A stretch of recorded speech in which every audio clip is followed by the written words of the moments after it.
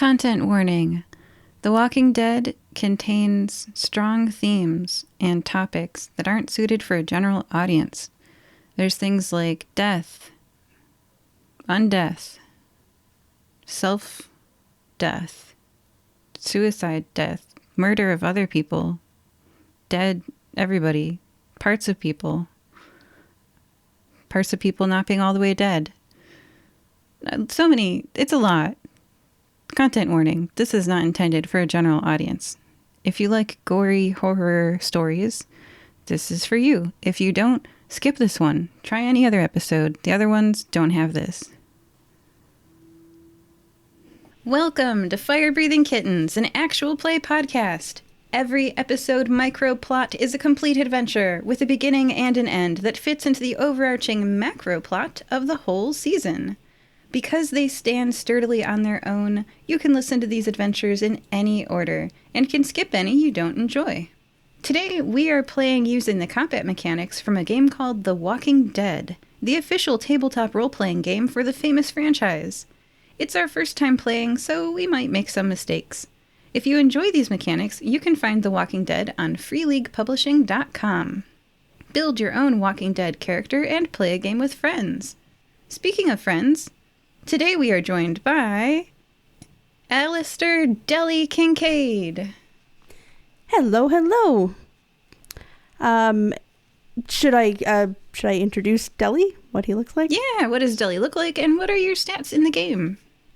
Deli is a humanoid ferret. He stands about 4 feet tall on his back legs. He is kind of a cream and light brown fur. Has silver kind of slicked back hair. And he has recently adopted a kind of like sling bag over one shoulder to carry stuff in. And in The Walking Dead, he's playing a law enforcer archetype. He has a need to save everyone, and his issues are he trusts too easily. He's got a 3 in strength, a 2 in agility, a 5 in wits. That's his special class skills attribute points, whatever it's called. A 3 in empathy, and then he's got 3 in close combat, 2 in endure, 1 in force, a 2 in mobility, a 1 in ranged combat, 3 in stealth, 3 in scout, 0 in survival, 0 in tech, 1 in leadership, 0 in manipulation, and 1 in medicine. Excellent. Those are always so helpful for people following along at home. You can fill out the character sheet and see what the game is like. Like literally, like look at the character sheet as we play. Mm-hmm. And Wilford Tohu Wabohu. Hello. Yes, Wilford is... I am indeed a 2-foot-tall tinker troll, rather advanced in years. I've got my grease-stained faded orange coveralls on, and leather flight cap, and bushy salt pepper mustache, quite distinguished, I must say. Here within the realm of The Walking Dead, you might describe me as a bit of a scientist archetype. I've got the drive that, given enough time, I can fix anything. And that the ends will justify the means is a bit of an issue I have. Also, possibly worth noting, I do have a scar of being traumatized from a time in my past being held captive. Largely, I'm spec'd towards wits and agility with tech of 4, wits 5, and agility 4, stealth 4. So that's a lot of the things that I'll be doing. It's good. You guys will be doing different things.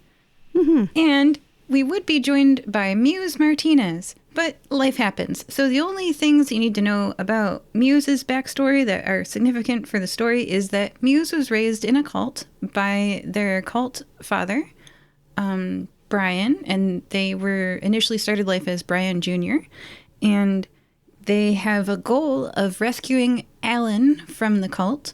Alan is a person who was friends with Muse back when they were Brian and helped Muse upon meeting later in life, after, in a recent adventure. The Crab with the Golden Claw, I think was the name, or maybe Midas Mayhem, I don't remember. And then lastly, the last thing about Muse that is important for this adventure is that Muse killed a security guard one time, but it's okay. medicine can bring advanced science, technology can bring people back even if their heart stops. So the security guard was in a lot of debt afterwards, and the security guard's wife left them. And so when they met again, the security guard was not happy with Muse. So Muse was like, don't kill me. I'll offer you this, and gave them drugs to sell to come up with a living. So Muse created a drug kingpin named Jeffrey Antonio. And life's going great for Jeffrey Antonio now. Not so much for the other people who buy the drugs from the drug kingpin and other things. So anyway, so those are just the cult leader father, and the wanting to rescue Alan from the cult, and the drug kingpin. And then we wish Muse all the best. We'll see you in a future adventure. Don't worry about that. Life happens. All right. You are all walking down a road. You remember what brought you here today and why you had asked your friends, Muse and Wilford, to join you, Deli. It's the note in your pocket. I pull the note out of my pocket and read it. The note says, Dear Deli, Alice says you're an adventurer now?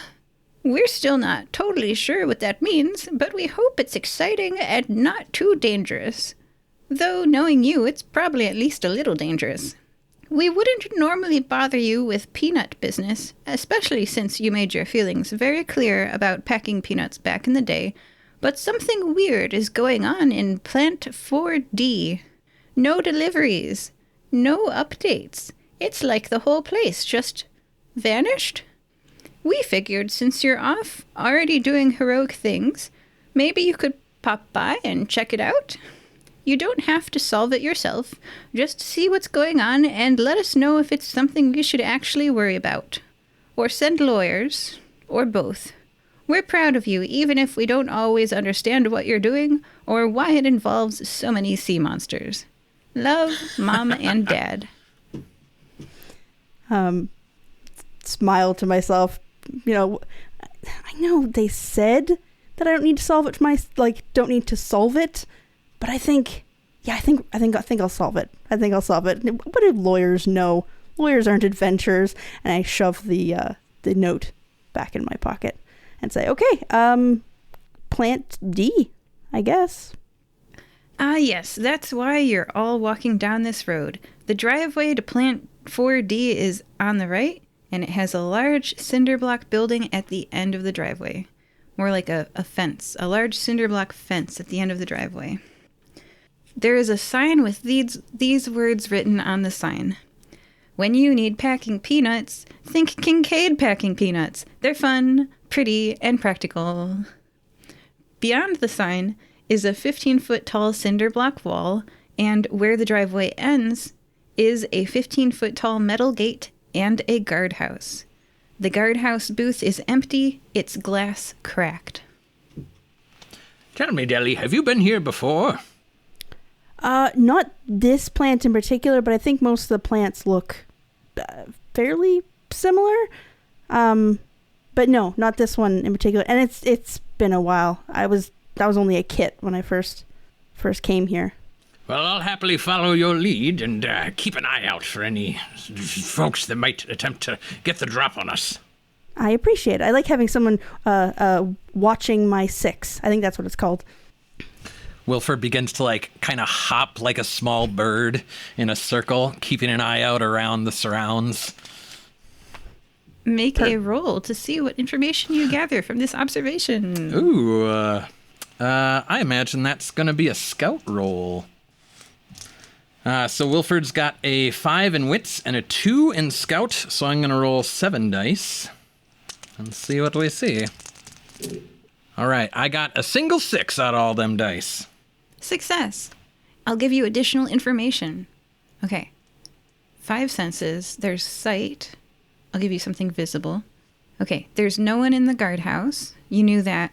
But now you see that there's a little bit of blood on the crack in the window, and that the blood is from the outside. So, maybe something collided with the window from the outside, cracking it, and that's where there's blood, or maybe someone headbutted it, or banged on it with a fist, or there's a variety of things. Don't know, but it's not normal. And I'll give you something with smell. You can smell something incredibly bad smelling. Like a dead, rotting. And what are the other senses? Like temperature? It's a normal balmy spring day or late summer. Late summer day. That's the time of year it is. And I think those are all the senses.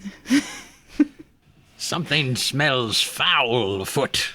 Yeah, generally packing peanuts don't have any smell, so that's wrong.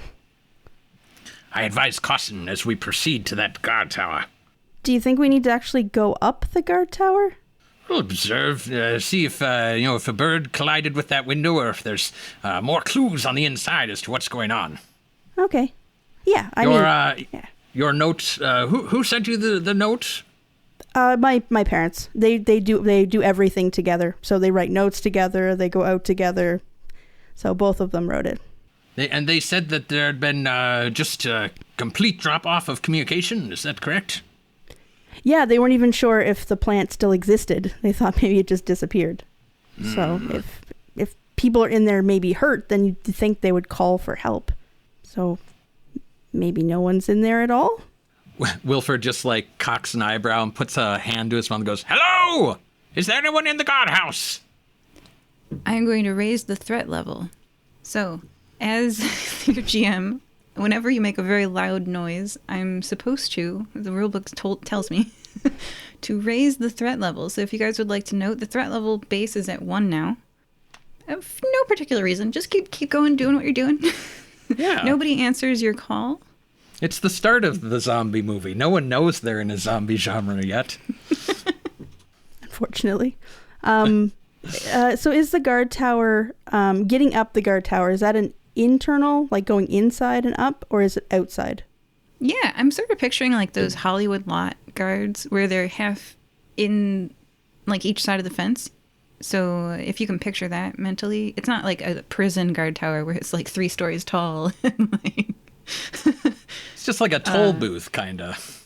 Like a toll booth. Okay, yeah. Yeah, more toll boothy. Okay, I was thinking like the prison one, which doesn't make any sense, but yeah, it's okay. Yeah, Deli's going to kind of walk over to... He's just going to walk right over to the door that's got the blood on it. Yes. You can gain access to this. The door is open, swinging in the wind, like open. And you can see right inside this place. And it's empty. There's a cup of coffee half consumed on the desk. And the chair is turned like around, not like into the desk. Like when you're done, you kind of push your chair back in. The chair is turned half around. Yeah, so Deli's going to note the coffee cup and say, somebody's going to get in trouble. They've been told many times they're not allowed to have coffee in the actual guard tower. And then is going to pull the door open, but kind of stay kind of somewhat behind the door. Yeah, the door to the guardhouse, or yeah. I should call it a booth. The door to the guard booth, or the 15-foot tall gate in the cinder block fence. Can I access the booth without going through the fence? Yes, because the door is swinging in the wind. Okay, I'll open the door that's like swinging in the wind. Okay. Yeah, and just kind of, because Deli's still learning what being an adventurer is, kind of overly cautious, going kind of behind the door as he opens the door. Yeah, nobody's in the guard booth. Just a cup of coffee and a chair. It's kind of tight in here. Maybe room for 2 people to sit. That's about it.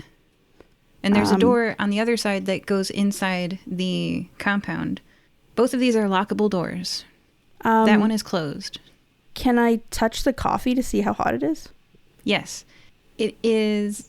Because you passed that observation rule earlier, and I said there's 5 senses, I'll give you them. Temperature is one of those. It is still warm. Okay. Deli shakes his hand because he just put his finger in coffee. With the letter, it would be cold, right? Yeah, with the letter, it would, because it's time to write the letter, time to send the letter. Sorry, the coffee cup has mold growing in it. Better GMing. have a timeline. There's a little bloom inside the cup. Okay, yeah, he definitely shakes his hand, though, because he just put his finger in moldy coffee. He's going to point at the cup and say, this is, Wilfred, this is, like, this coffee's cold and it's got mold and stuff on it. Nobody's been here for a little while. That's suspicious, right? It seems suspicious, though it does seem in line with the letter that you received. Yeah, true. I need to stop second guessing everything I see. And yeah, okay. He's gonna go over to the other door, and the other door is locked. Yes, this one is not open. It's closed and locked. Locked from the inside as opposed from the booth? Yes, you're in the booth. The lock is on the side with you, and it is the door is because a person inside the guard booth could lock either door from the inside. They have locked this door, which goes to the inside of the compound. They have locked it from the side that you're on, the inside. I would like to... So Wilford's going to follow Deli into the booth and want to give some particular attention to what the inside of that window looks like. Just to see if on this side there's kind of... is there a bird that, like, flew through? Or is there some other information that might be gleaned? Yeah, more information. The crack and the blood is on the compound side of things. So you can, when you're looking through the glass, you couldn't tell, but now that you're inside the booth, you're able to see it's on the inside of the compound. There's a bit of glass, like crack. Got it. So looking not through it, it was just clear, Yeah, not the window from the booth to the outdoors, but the window between the booth and the interior. Has a crack and a little bit of blood, and the blood is on the compound side. Interesting. The interior of the booth is not bloody. I surmise that perhaps some sort of attack came from inside, and that the guard just pulled a runner. Yeah, he didn't even have time to, like, take his coffee with him. Or to report to your parents. Really seems negligent on his part. Her part? Their part. Someone's part. I mean, probably didn't want to get in trouble for having coffee in the booth. If they were getting attacked from the interior of the compound, the coffee might have just been like something that slipped their mind. Yeah. My parents were really adamant about the no coffee thing. But I see what you mean. Deli is going to, despite not really knowing what he's looking for, he's going to try to find or look for any sort of recording things in the booth, because given his parents are, slight over managers and kind of paranoid about their workers, would think that there might be some sort of recording in the booth to monitor what the workers do. Yeah, let's see that scout roll.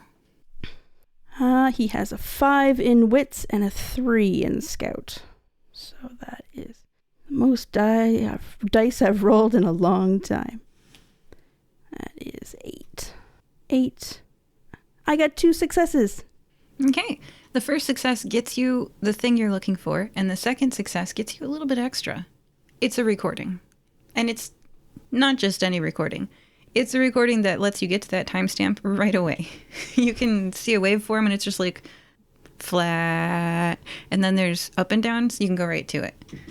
And what you hear when you play this recording back is screams, and then a door opening, and then the flat. So you go back before that, and you hear a person, it's flat for a while, and then you hear a person go, "Oh, can I help you?" And then you hear a boom. And that's when the scream starts.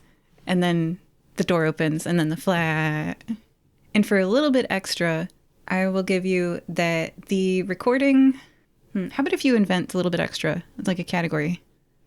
A little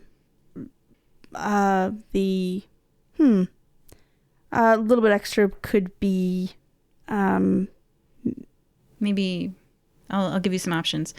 It has an eject button that you can take a copy with you, or it has a push button where you can send it right to your parents, or you can add a little bit, like a little memo and send that to your parents, or you can anything extra you want. You got it. You got 2 6s. Okay. It's just audio, right? It's not video. It's just audio. Ooh, I could give you video as the extra. Okay. Oh, the video is disturbing. The video is a person walking up to the glass. Now, the guard hasn't noticed them. You see the guard and through the glass on both sides of the guardhouse in this video. And the shambling steps that they're taking are unnatural. It's like their feet are going forward, but their head is looking down at their feet, and each time their foot moves forward, their whole body jerks with the foot. And then the person walking towards the guardhouse startles, their whole body startles, as if they've caught scent of something, perhaps. And they straighten, and they run towards the guardhouse at full speed. And the bang is the bang of their head hitting the glass. And the guard looks very disturbed. You hear the audio. Oh, can I help you? Like as they run towards the glass, and then the bang, and then the guard goes, and gets right out that door, Okay, I need to send a copy of this to my parents, but I'm thinking if I do that, they might be pushed into even more retirement. I'll add a memo. Just listen to this, and then send it to my parents. Or don't watch this. Just listen to it, and then send it to my parents. He sent just the audio. just right, the audio. Sent. So Deli's shaking and trying not to look like he's shaking. And turns to Wilford and said, so we have to go in there, or we have to go towards one of those things. And I'm just checking that you're okay with that. Wilford pulls from his bag what looks like a pistol, but has way more gears and like fiddly bits like that swing into place.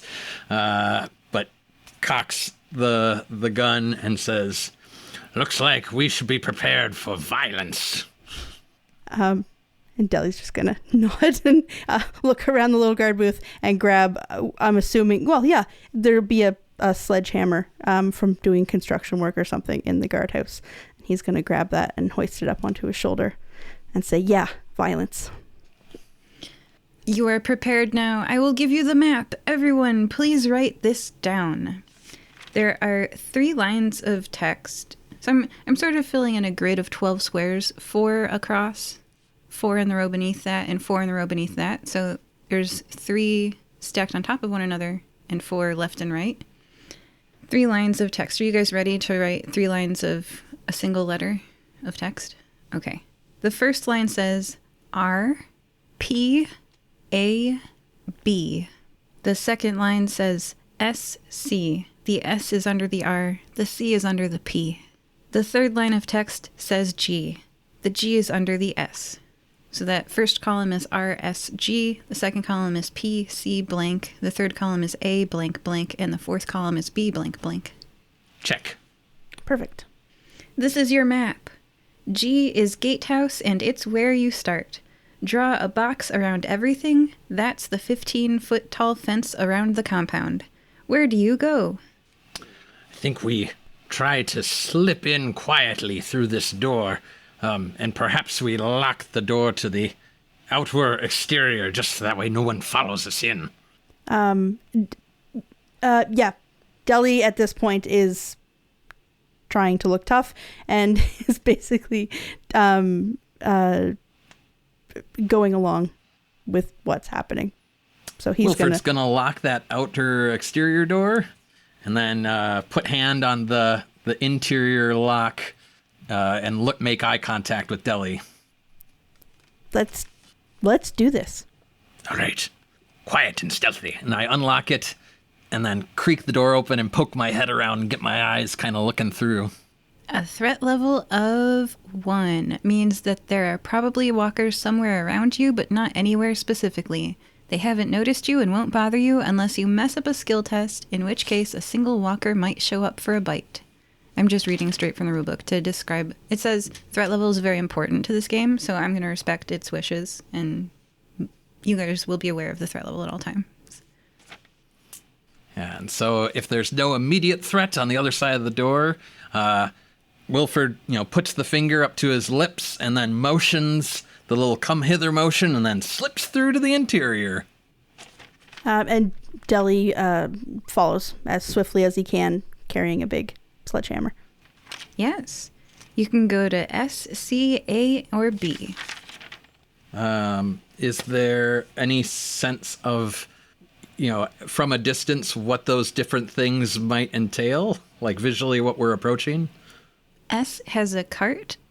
Our players would think of it more of like a semi-truck, a long transport goods sort of vehicle pulled up to the building.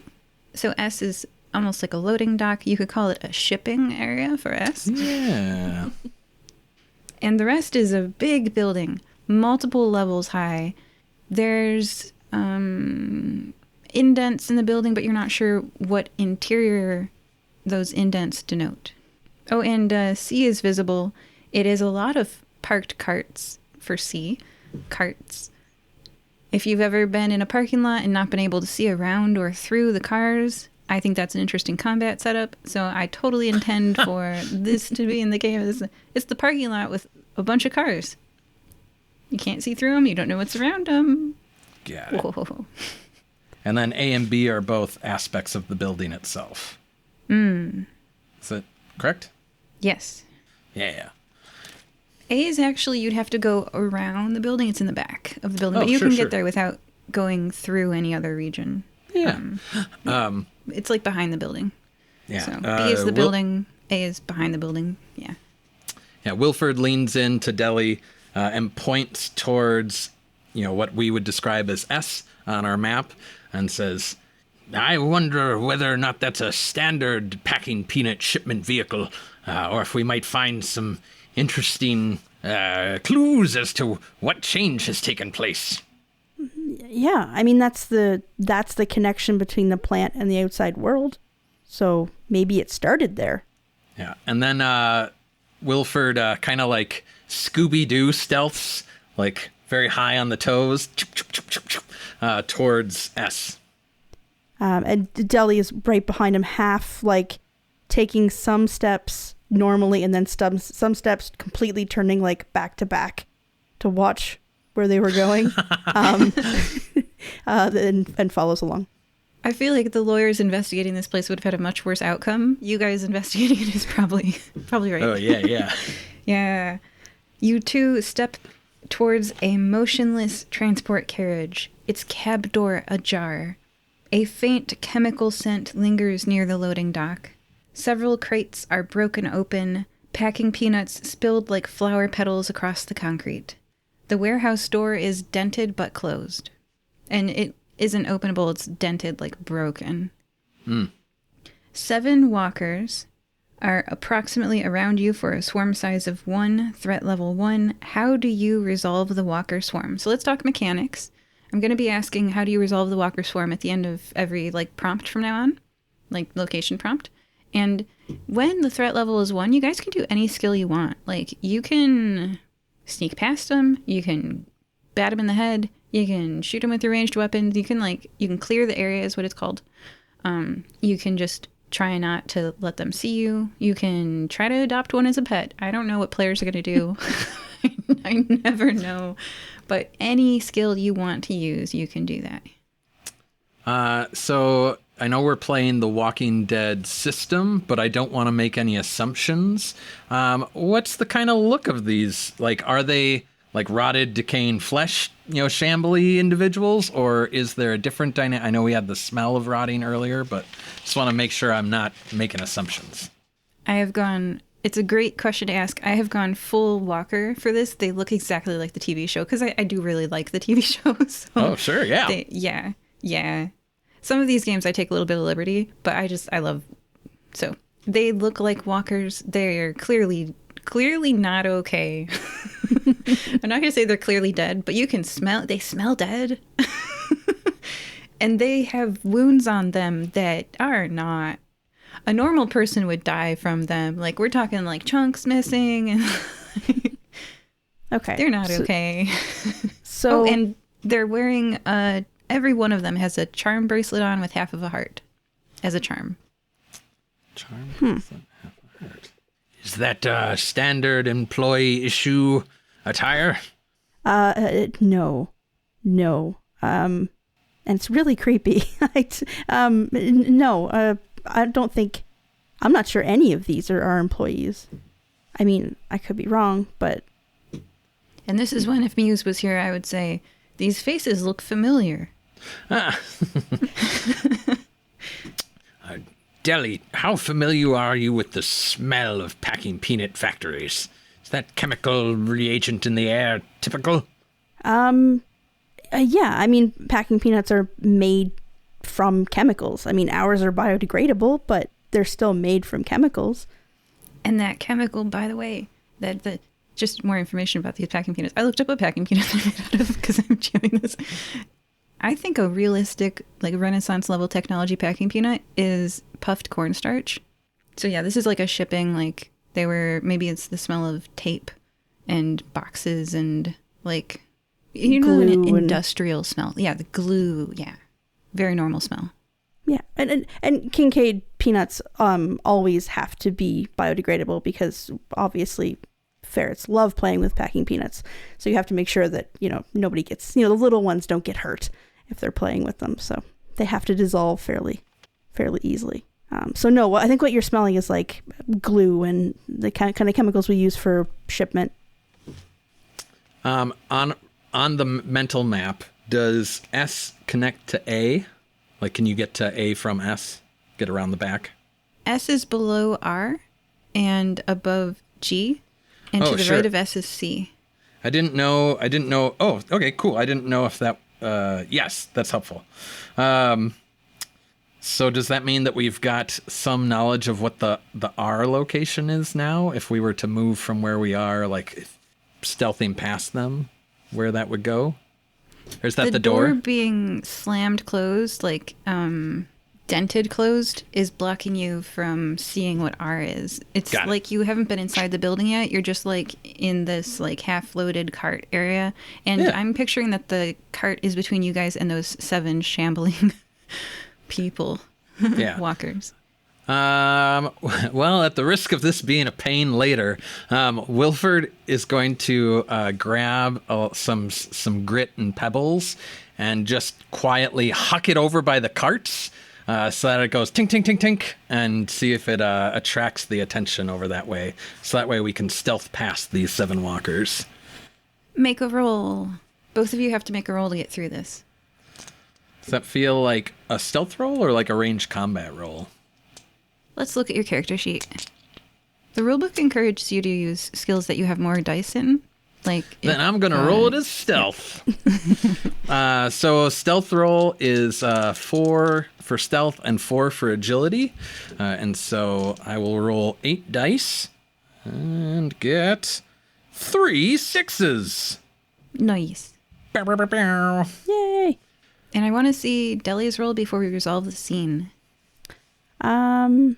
Yeah, I think he's just going to try to... I'm going to roll stealth as well. He's just going to try to stay out of the way and so that they will pay more attention to the sound. So the sound will be more appealing to him than Deli's appearance. So stealth for me is 5 dice. And I got 2 6s. Nice.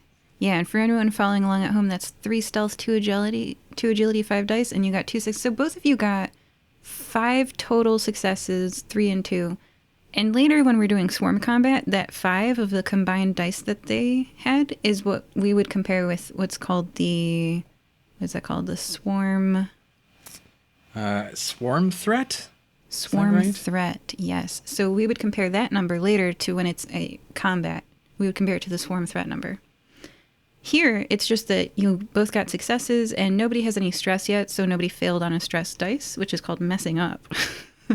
So because of that, it's successful. The walkers go over to those rock sounds. All of them congregate on the rocks, and you can see them standing over the rocks, trying to figure out. It's like one of them turns their head entirely sideways, like a human being can't normally do that. And as you're looking at them, because you got bonuses, I'm going to give you a bonus.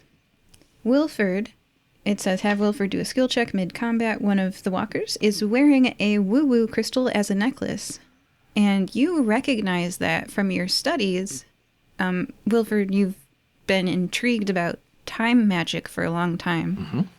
You recognize that. And it's weird that it's set in like a frilly, filigree setting. It's almost like the person who made this necklace doesn't know what they made. They just have a nice crystal. Maybe like if hippies collect enough crystals, they might accidentally get one that works. And so this is amongst other, it's not even the biggest stone in the necklace, you know? It's not the centerpiece of the necklace. It's just in the necklace. You recognize a stone that is perfect for powering time magic spells. If you can later learn time magic spells, not that you necessarily know any right now, but maybe in a future adventure, that is a time crystal just casually in that necklace that walker is wearing. Have to see. Kind of mutters to himself. Have to see about retrieving that later. Yeah, Deli points to the walker, the shambling thing. You want to retrieve the shambling thing later on? Oh, no, there's a bit of jewelry. It's not important right now. Quick, while they're away, let's scope out this cab. Yeah, Deli's going to stealthily run up to, you said the cab door is kind of open? Yep, and you guys passed your check. The scene is pretty resolved. There's nothing in the cab that's interesting, but you can freely move around this area because of your successful stealth rolls. Got it. Particularly, I'm kind of looking for something at this point.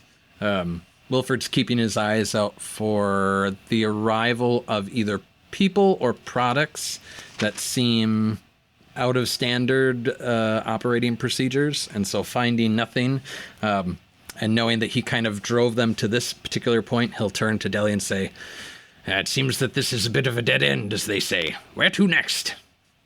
Well, I think we have to go around the back of the building. I think there's another entryway in that way. I don't think we're going to get much further on this side with that door dented and everything. So back out to the gatehouse and around to the back. Sounds good. And you can go directly from S to C if you would like, or you can go S to G to blink to either A or B.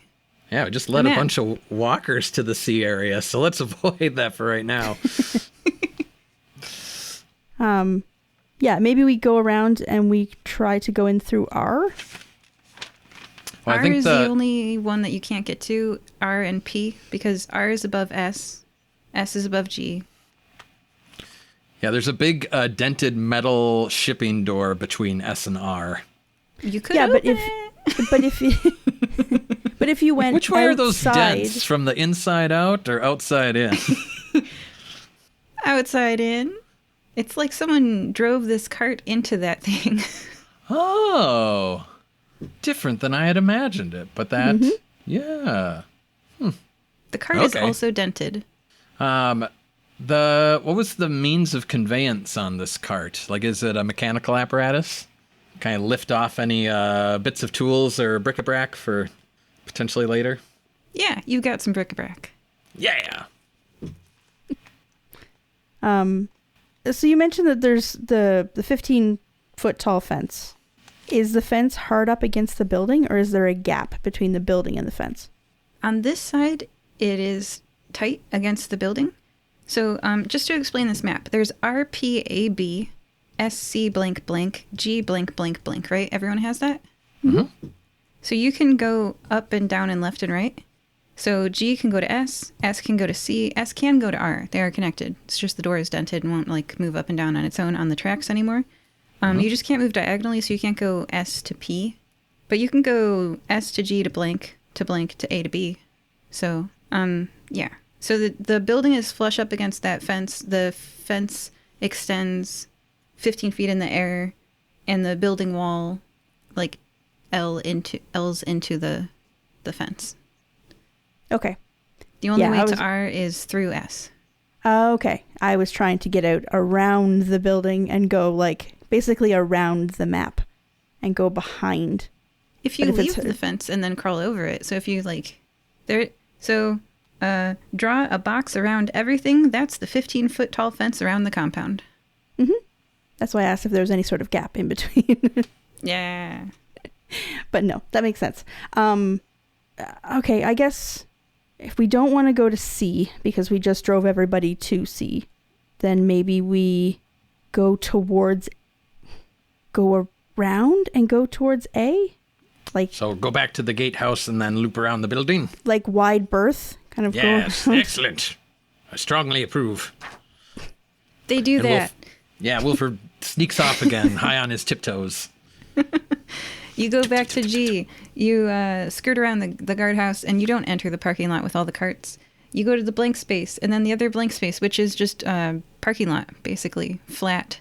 You can drive a cart over it, but it's inside the compound fence. And you go to A. So you go around the building. And that means the building doesn't come to the fence on the right side of the building. There's a space for, I guess, trucks can drive around a big building like this. And so you walk through this very wide, 20 feet or more wide space between the wall of the compound and the building. And you go around the back of the building, you go around, and you can get to A. So, A, you're at an amphitheater, an outdoor stadium, basically, with seats built into the ground. Rows of seats stare blankly at an empty stage. The backstage for the amphitheater, the backdrop on the stage, is a detached building, surrounded on all sides by seats. The sun casts long shadows from the seats across the concrete on the stage. One shadow stretches ominously across the door to the stage building. 7 walkers, wearing a bracelet each with a charm of half a heart on it, are mingling in the stairs in different rows and stuff. They can't easily get to you because if you've ever tried to run through an amphitheater... The stairs may trip you. Anyway, threat level 1, swarm size 1. How do you resolve this walker swarm? Do we try to just get rid of them? I would be in favor of picking them off. There's aspects of that bracelet and the bodies themselves that might be worth observing closer. Maybe I can get close enough and get one of those bracelets? I bet if they come towards us, they might, having the height is a bit of a tactical advantage if they have to run up to us. I can take shots at them. You could maybe throw things or be ready with your hammer to hit them soundly. Okay. I mean, they just seem like they're having a lot of trouble with the steps. So I'm thinking maybe if we... Yeah, no, I like your idea. Yeah, we don't want to make it easier for them. That's good that they're having trouble with the steps. That makes them slower to get to us. Sorry, I'm impatient, and I'm running on pure adrenaline at this point. So, yeah, we'll wait. They'll come to us. Well, I mean, I'm not going to wait. I pull out the pistol, and I start... I pull out my pistol, and Wilford starts firing. Pow, pow, pow. Yeah, let's see a ranged combat roll from Wilford, and what kind of roll from Deli? I mean, go big or go home.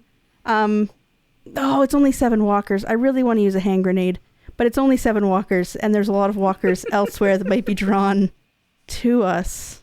But Deli's impulsive, and I feel like I need to honor that. He's going to wait about a hand grenade and try to... Can he pick up something off the ground that he can throw? Yeah. Just in that moment of I gotta throw something, I gotta do something. Yeah. What would be in an amphitheater? Maybe a trash can? Yeah. You can pick up a trash can and throw it. And I'll do a ranged combat check as well. Yeah. All right, let's see both your rolls. I got a single 6, but I did get a 6. I also got a single 6. All right, you guys are getting lucky. We don't have to do any pushes or add any stress. I'm going to go to the page that is about clearing out. So I've got these rules open in front of me, and it says clearing out an area means that you attack the walker swarm before they spot you, while the threat level is still 2 or less. It works exactly like fighting a swarm, but since the threat level is low, it will be easier. Another positive effect of such a preemptive strike is that the PCs do not take stress when alerting the swarm, as the threat level is still only 2. All right. You guys pass because the swarm size was 1, the threat level was 1, so the swarm threat was 2. You guys got 2 successes. You pass. You take out these walkers.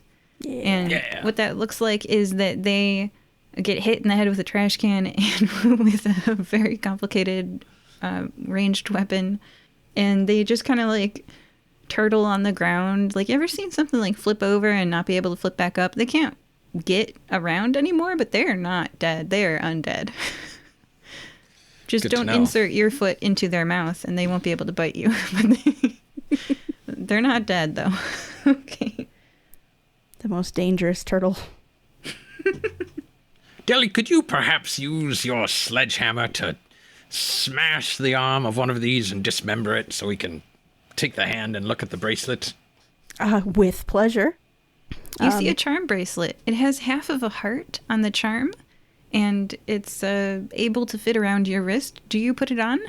Absolutely not. You find one unifying trait of all these different undead. Would you like to also adopt that trait? No, I would not. Deli, but I would, yeah. Deli, for at least a moment, considers being like, well, I'll put it on, and doesn't. Is it made out of anything in particular, or are there like runes or anything else that seems to make it more than just a bauble? The part going around the wrist is made of embroidery floss and like a friendship bracelet, if you've ever made a friendship bracelet. And the charm is cheap metal, like maybe pewter or something, like very easily purchased in bulk. It looks like a child's friendship bracelet. I wondered if this was going to be connected to Larynx the Undying in some way, but Thrusts it back over to Deli. I can't make heads or tails of the significance of this. He kind of looks at it, and he doesn't put it on, but he looks at it, and says, maybe this didn't cause it. Maybe this is just, maybe these are all, I don't know, friends? Like, they're all friends, and they all got turned at the same, or they got turned into whatever they are, at the same time. Like, if they were all wearing Girl Scout uniforms, the Girl Scout uniform didn't cause them to turn into undead. They just were all together at the same place. A matter of correlation rather than causation. Yeah. And if Muse's player were here, they'd be able to tell you that these charm bracelets are a thing that their church members would all wear. Because there was a person in the church who loved them all very much and gave them all a bracelet if they were friends. There you go. You said that there's a building out here in the amphitheater, a detached building? Yes. At the base of the, lowest point of the amphitheater, the stage, there's a detached building, and this has got a bunch of canvases that you can pull down to make as backdrops for the scenes for the amphitheater. You can pull down, there's 5 canvas rows, and you can pull one. Right now it's pulled down and it's a forest scene. And there's a building. That wall is a wall of a building, and there's a building with a door. And it's a pretty small building, I mean, it's not like the big factory compound or anything, but it is a door and 4 walls. Deli, is it typical for the plants that your parents own to have a theatrical amphitheater behind them? They don't have one at every plant, but I mean, they're big on team morale and leadership projects. And so maybe they put it in because they're trying to raise the morale of the employees, and they have performances and stuff. Yeah. Wilford is going to take out Rusty, his trusty wrench, in his offhand, and still holding the pistol. He's going to go up to the door of this detached building and just kind of give a thump, thump, thump on the door and see if anything thumps from inside as he quickly hops back and levels the gun. Describe your thump exactly to me. 3 quick raps. Dunk, dunk, dunk. And then he hops back. He's got the wrench and levels the gun. So it wasn't shave and a haircut, 2 bits. It was 3 quick raps. 3 sharp, quick raps. Just pop, pop, pop, and then back. Okay. You don't hear a knockback. You hear nothing. You hear absolutely nothing from inside this door. It seems safe. There might be nothing in there, but perhaps there are clues. Okay. Is the door locked? The door is locked. There is a square where the handle would be. The square has numbers on it. Yeah,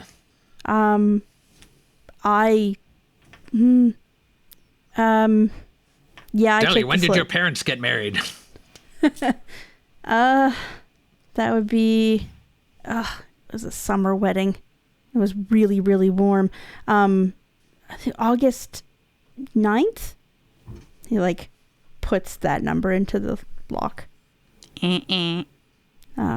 Puts his birthday in. Rolls his eyes and puts his sister's birthday in. Starting to think that it's not a number associated with my family and it's just a business thing. Is it 4 digits? 3 digits? It's just a square with numbers on it. Getting irritated at the lock. He just starts putting numbers in like 1, 2, 3, 4, 2, 3, 4, 5. I don't know if you know the math on just how many combinations there are in a 4-digit. I recommend that perhaps our time would be better spent investigating the main building, and maybe we'll find some information on how to open this lock. Well, what if I just took my sledgehammer to it? Well, that could work, depending on the mechanism of the door. It might also just, you know how that we saw the one door that was dented from the cart smashed into it, and then it couldn't be opened at all? It could be a similar effect, but on a smaller scale. So brute force might do more harm than good. Yeah, I mean, if you've got enough brute force, then you eventually break it down. But, I wrap again with the metal wrench, and just like this, I imagine the kind of soft, like, tink, tink, tink of metal on metal echoes a little bit around us. Like, if you're hitting on that with a hammer, like, we should expect company will probably come looking for us. Yeah, I suppose there's probably nothing in there that's that important. We can always come back. Yeah. Okay, patience. I don't know. I can live with it, I guess. Okay, we'll go this way. He points towards B, I guess. Well, is there just to make sure that I'm understanding, is there a backdoor entrance into the building from the amphitheater area? Or no, it's all solid wall? Yeah, exactly. That's where you're going. Yeah. Oh, perfect. So the amphitheater is an indent into the building, and you're able to find a back door right here. Yeah, there's technically, if you had walked through that cart area, there's a front entrance with that's letter P, and this is the back entrance. It's letter B. Yeah. You find an open door. You're going in. B, entering the main building. Yes. Yep. B, cult bunk beds. A stale, almost sour smell hits you as you enter a room filled with rows and rows of neatly made bunk beds. Militarily neat. There are 7 walkers for a swarm size of 1. They are all wearing a bracelet with a charm of half a heart on it, and the threat level is 1. How do you resolve the walker swarm? And I'm going to say that, like, at least 2 of them are laying down flat in a bunk bed, because it's funny, like on the top.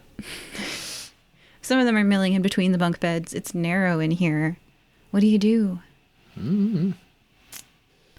I mean, Deli really wants to just start swinging, because I'm assuming they're close, because it's basically you go in and the bunk beds are right there. Yeah, and there's so many bunk beds. There's like 100 bunk beds or more in here. I'm talking like bunk beds. Like, oh, dang. Narrow, crammed in as many. You feel like maybe your parents haven't inspected this building recently? Because if the workers are all sleeping here like this, I don't think your parents would have approved that. No. Maybe there's some duplicitousness in the agreement of the workers and the management. Like, your parents would not have approved this. So it's like the military style, like metal bunk beds that are like either 2 or 3 to a Oh, yeah. a set. Yeah. Crammed up so many bunk beds. Like, it's almost difficult terrain to get through this room because you would have to get in between and around these and through these bunk beds. Yeah. I would like to propose that Wilford makes a tech roll, and what this would look like narratively is that given the like rundown or kind of shoddy nature of this misused factory space, gonna find a particular cot or like a bunk bed near us that is really already unsteady on its legs and leverage the wrench to just like whoop and start a cascade of like dum dum dum dum dum dum dum and try and trap all the walkers like between collapsed bunk beds. Yeah, absolutely. And Deli, what do you do? Deli is going to force can be used like push. Right? Mm-hmm. He is going to that one bunk that is being leveraged. He's going to like give a big push to one of the other bunks that's like adjacent to it, and just to try to get more momentum to get them all spinning downward. Are you downward. gonna give up your action to do a help? Yeah. Okay, you get to roll an extra dice. So let me double check that that's how help works. I have the rules right here. Handy dandy. Helping allies. Allies can spend their entire action to help each other. Each person helping you narrates what they're doing in the story to contribute, and this gives you 1 extra dice on a roll to a maximum of 3 extra dice. Nice. And the swarm threat for this area is 2, so you have to get 2 successes, so an extra dice is nice. Yeah. So I've got the 4 for tech, 5 for wits, and the bonus die from the assist. So rolling 10d6s gives me 3 successes. Perfect. We haven't had any stress yet. What even is stress? What is stress? Yeah. This This is just fun. time. Yeah. Okay, once again, like turtles on their back, it's the trapping that makes these walkers unable to hurt you now, because they want you. They like their teeth are like moving open and closed, like their jaws opening up and down in this almost brainless nom nom. But they're physically pinned behind the crushed bunk beds, and like it makes a very loud sound. So I'm gonna make the threat level of the next area you go in a 2, because very loud sound is like clunk clunk clunk clunk clunk clunk clunk clunk as the bunk beds fall over and trap these walkers, and they're unable to bite you. And as you push over a bunk bed, you got 1 more success than you needed. So as you push over this bunk bed, something falls from on top of that first bunk bed that you pushed. Ooh. It lands on the ground with a clang, but doesn't break. You see it is a box. The box has an antenna sticking up on the right, and perpendicular to the antenna, a loop coming out of the left of the box. A loop coming out of the left. Brown wood box. Approximately square, kind of longer than it is tall, and at the right of the box is an antenna, like a car antenna, and on the left of the box is a loop, like one of those metal... Like a theremin? Whoa! Spoilers. I can know what a theremin is. Recognize that? I like theremins. They're cool. Okay. Yeah, you can't put a theremin in front of me and not have me recognize it. Your GM is impressed. I was like, oh, they're going to move towards it, and I'm going to make like a woo sound as they get closer. Nope.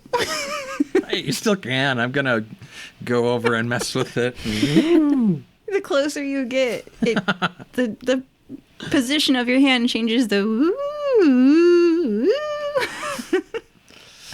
And it makes sound.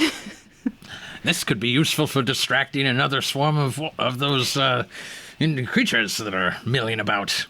Yeah, and it sounds kind of cool too. We need a name to describe them offhandedly. Perhaps we call them millers. They do a lot of milling around, so that makes sense. So yeah, I'll take the theremin and point it in such a way that I'm not making it make noise right now, but we'll make use of this later. You've acquired a theremin. Yeah. Without getting close to all the trapped walkers. Can Deli do a little bit of poking around, looking for like stuff? He feels like he wants stuff too. I will tell you, you've gotten the stuff. You got the bonus theremin from this area. I put one thing in the adventure for each of you as like a little keepsake, and Muse is a musician, so I put a music instrument from a cult in here, which for me was a theremin. I don't know. A cool music instrument for her. So that was the bonus from this room. Yeah. So can we go through the room? Oh, sorry, the map, right.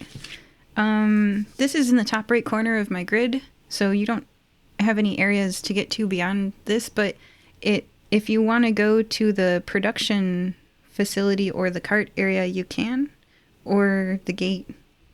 Really anywhere but R. Got it.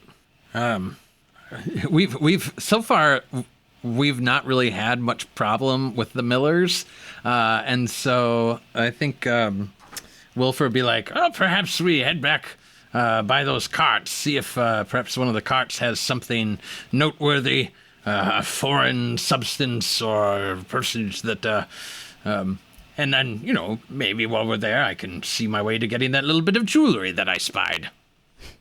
Yeah, we can go have a look. I mean, if we have to take any of the Millers out, then that's the last Millers we have to deal with later on that could possibly, like, sneak up on us. Yeah. So, yeah, to the carts. To the carts. Gravel crunches underfoot. Carts as tall as you are parked in rows, obstructing your view. Entering in between those carts will mean not being able to see around them. Anything in the cart parking area will mechanically have cover.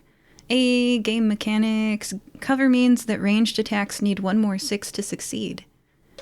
And because of your loud bunk bed crushing sound, the threat level is raised to 2, so there are 30 walkers, each of them wearing a bracelet with a charm of half a heart on it for a swarm size of 3, and the threat level is now 2. I'm going to read from the book that means... Threat level of 2 means the walkers are at defined places on the map that the GM can mark if asked, but they haven't noticed you yet. When the threat level is 1 or 2, you could try rolling your skills to avoid the walkers. Examples include stealth to quietly bypass them or mobility to run away. Did I do this wrong? I did this wrong. The threat level is 3. Okay, a threat level of 3, sorry guys, because of your bunk beds. A threat level of 3 means there are walkers visible. They can see you as much as you can see them. They are shambling towards you, and all players immediately gain a stress dice. They know you're there and they won't go away, just standing and waiting for you patiently until they can get to you. Everyone, please gain a stress dice. Now, for the listeners, stress dice are a different pool of D6s, 6-sided dice. When you get a 1 on these dice, not on any of the others, just these dice, it means you've messed up, as the book calls it, and messing up has consequences. So tell me if you get a 1 on these dice. You could get a 6. They could help you. Every extra 6 you get is good. So more dice good, right? Right. And you can resolve stress dice by interacting, role-playing with, in a way that reduces stress. But we'll get to that. But right now, you guys are in combat. You have a swarm size of 3 and a threat level of 3. And I have raised it because of bunk beds. How do you resolve the walker swarm? Oh, and sorry, I'm supposed to give you phases. I'm so doing my job as a GM, except not. All right, phases. Okay. Phases are that everybody is going to have a chance to take one type of action. These actions are 1, taking cover. 2, ranged combat. 3, close combat. 4, moving. 5, first aid. And 6, anything else. The distance that you guys are, so there's distances in Walking Dead. There's melee, and then there's middle, and there's super far. And I forget the exact words for those distances. It's on the weapons page, so I can just bring that up real quick. The distances are short, long, and extreme beyond melee. So there's short, long, and extreme. There are walkers at each of the short, long, and extreme distance from you guys, but you can't really tell that because the carts. So all you know is that there's walkers immediately around you in all directions. You can hear them shambling. You can hear them coming towards you, but you're surrounded by carts. What do you do? And you're going to have to get 6 successes to not get attacked because there's 3 plus 3. Swarm size 3, threat level 3. I almost said easy peasy, but that's a horrible thing to say. That's like saying it's quiet in a hospital. You just don't Deli, do I it. don't suppose you happen to have any of those explosives you made back at the Procopius Agora to hand, do you? Well, I would never have stolen those ones, but I certainly dismantled one of them and then remade some when I got back. So yeah, I've got a couple things that will explode if I throw them. I mean, if we can figure out where some are grouped, I don't want to just throw one and, Well, because of the threat level 3, they're like all moving towards us. Is that correct? Yes. Yeah. So we round that corner to where the carts are, just imagining that there's going to be those 7. But then because we were loud and clangy, there's 30 some of these things that are making their way towards us. Oh, absolutely. You walk into the carts. You're surrounded by carts on all sides, thinking, this is going to be fine. I haven't seen very many of these things. And then you realize, once you're densely within carts behind you, carts in front of you, you're in basically a parking lot, but with really tall carts, like trucks. You realize that, oh my gosh, I'm surrounded. I love the notion that we kind of round a corner and get surprised, by a group of them that we didn't think was there. And so we kind of jostle into each other and the theremin goes, they'll spin. You couldn't just turn the thing off. Well, I wanted to be ready to use it at a moment's notice. I'm going to quickly stealth away through the carts and try and find some. I'm going to find somewhere that I can set this up, and it'll be a little distraction that'll draw them. Oh, by the way, a threat level of 3. Players are limited to only using these skills: Endure, Force, Mobility, Ranged Combat, and Stealth. I forgot to say that. Got all these handy carts, so Wilford's going to start zipping through the corridors. You're using Stealth. Okay. Endure, Deli, Endure, Force, Mobility, Ranged Combat, and Stealth. What do you use? Well, if Wilford's zipping, there's no one to tell me not to use a hand grenade. So I'm going to use a hand grenade and try to throw it in the direction where I think it's going to have the most impact and that doesn't block my path, because obviously that explosion is going to cause more noise, which is going to draw more millers. So yeah, that's what I'm going to do. And it's going to be away from the direction that Wilford went. So hopefully drawing them away. That. Hopefully drawing them away from him and his theremin. Okay, so for dice-wise, you get an extra dice from this. It's a hand grenade mechanically, flavored as a mini depth charge. So you get an extra dice from that, and 1 from your ranged combat, and 2 from your agility attribute. So that's 4 dice total, right? Yep. And then we have 4 for stealth and 4 for agility for Wilford. Roll and 8 then dice. +1 for the stress die, so 9 dice total. Yeah, and in the separate pool, both of you are rolling a single d6. Yep. Which will stay until the end of the game, by the way, just for the listeners. The stress dice don't go away the first time they're rolled. They stick around. I didn't get any 6s. Did you get a 1? No. Okay. No. I got 6 in the roll, and I did not get a 1 I did not get a mishap. So you guys are telling me that no 1s on the stress dice, but 1 success overall? Correct. Yep. Oh gosh. Okay. Do we have to do a third check at -2 dice? Like, does one of us have to do a third thing? Or oh yeah, actually, with Swarm Comet. Very good to remind me.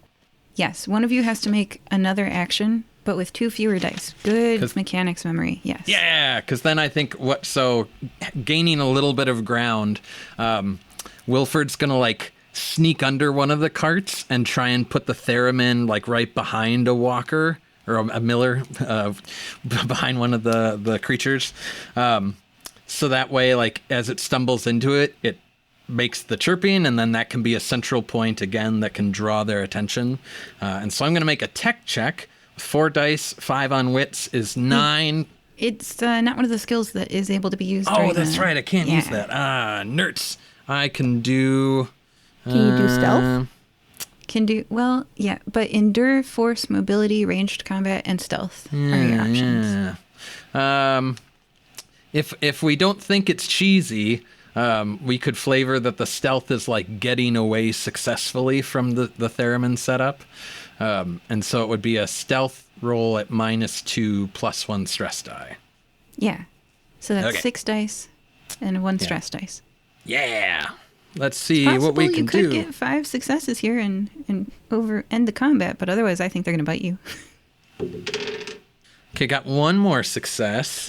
I'm curious about... So if I push myself, I gain an extra stress, and I re-roll all things that weren't successes. Is that right? That's correct. All right. So let's for the listeners, let's describe what we're weighing. We're weighing the pros and cons of getting only 2 successes, because that's not even enough to get there's like a halfway. Yeah. You get something if you get half as many as you need. You'd need 3 to get halfway. And if you get 3 successes, you bank a success for next time.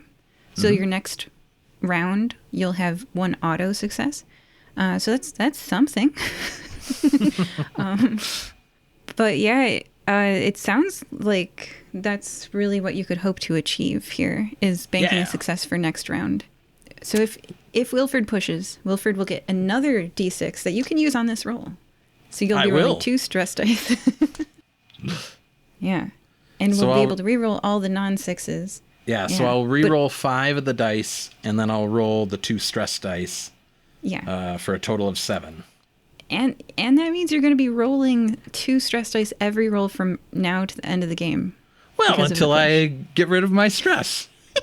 How will you do that? So anyway, yeah, so let's see it. Ooh. Okay. So what we've learned is Wilford's player is a gambler. Yeah. Drive it like you stole it, as they say. So I'm going to roll 5 regular dice, 2 stress dice. Oh, why do I play dice games? So I didn't get any mishaps, but I didn't get any 6s either. Lots of 5s, but no 6s. Oh no, you didn't even get what you were hoping for, which was so the banked disappointing.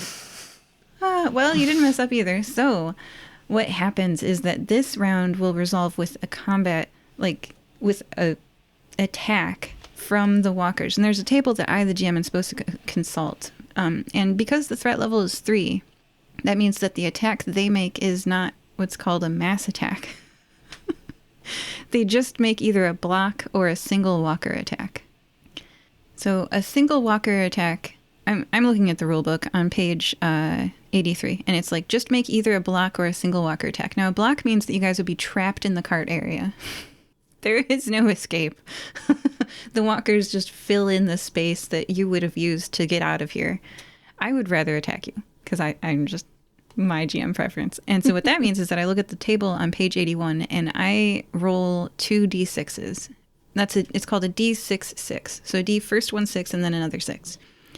And what I'm going to have you guys roll is both of you guys will roll a d6, and whoever gets lower is who's going to get attacked from my roll on the table. So this is called, what's the name for this jargon? This is called random dice. Random dice is when it's used to determine who gets bitten. Every player rolls a d6. The person with the lowest result is the person who gets bitten. And I'm going to roll my 2d6. So first that one, and then that one. Okay. Oh my gosh. That sounds bad. This is very bad. This is very, very, very bad. What the heck? Okay, we're going with it, right? Okay. Here's what awaits the person who rolls the lower thing. This is horrifying. I rolled first a 4 and then a 5. And at first I thought to myself, oh good, that's not a 6. Yay. Because the 6 ones just straight up kill you.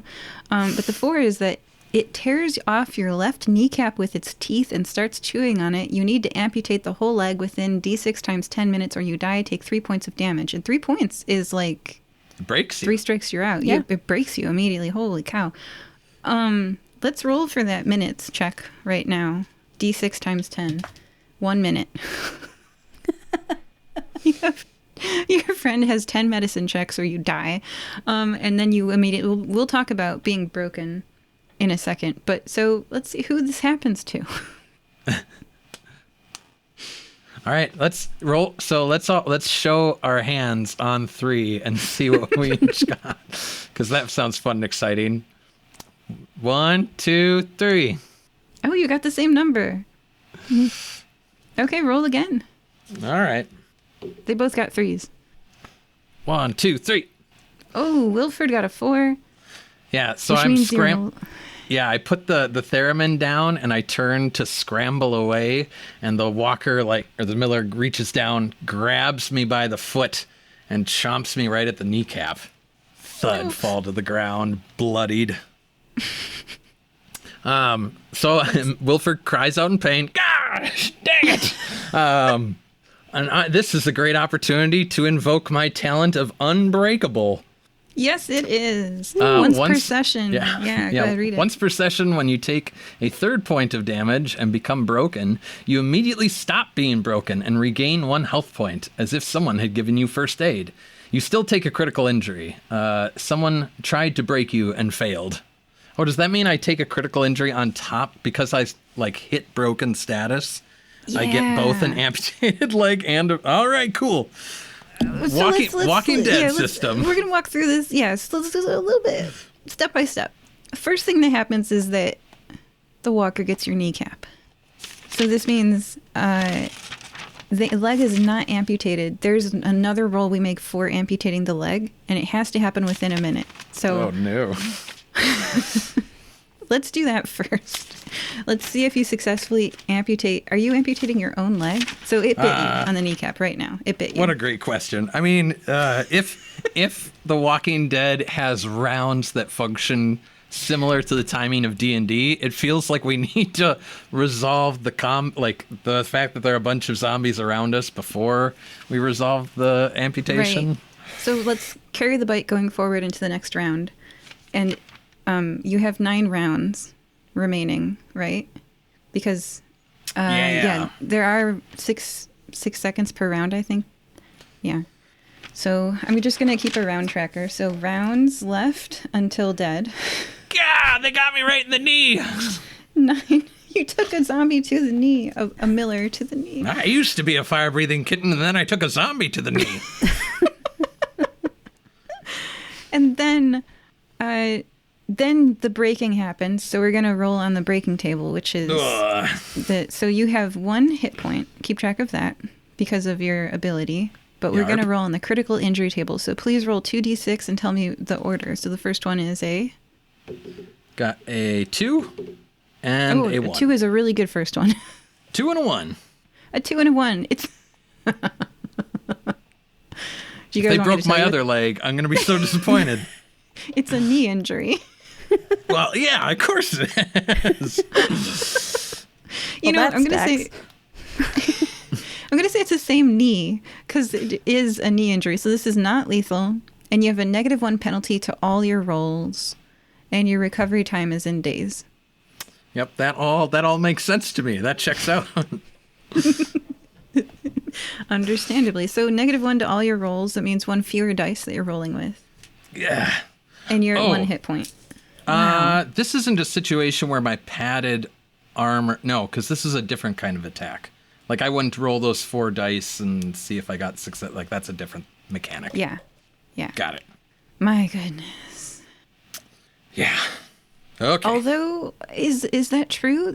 Although maybe it would damage... be... Yeah, maybe the 3 points of damage... Like, I would still have the bitten kneecap and the need to amputate, but maybe I could prevent the 3 points of damage.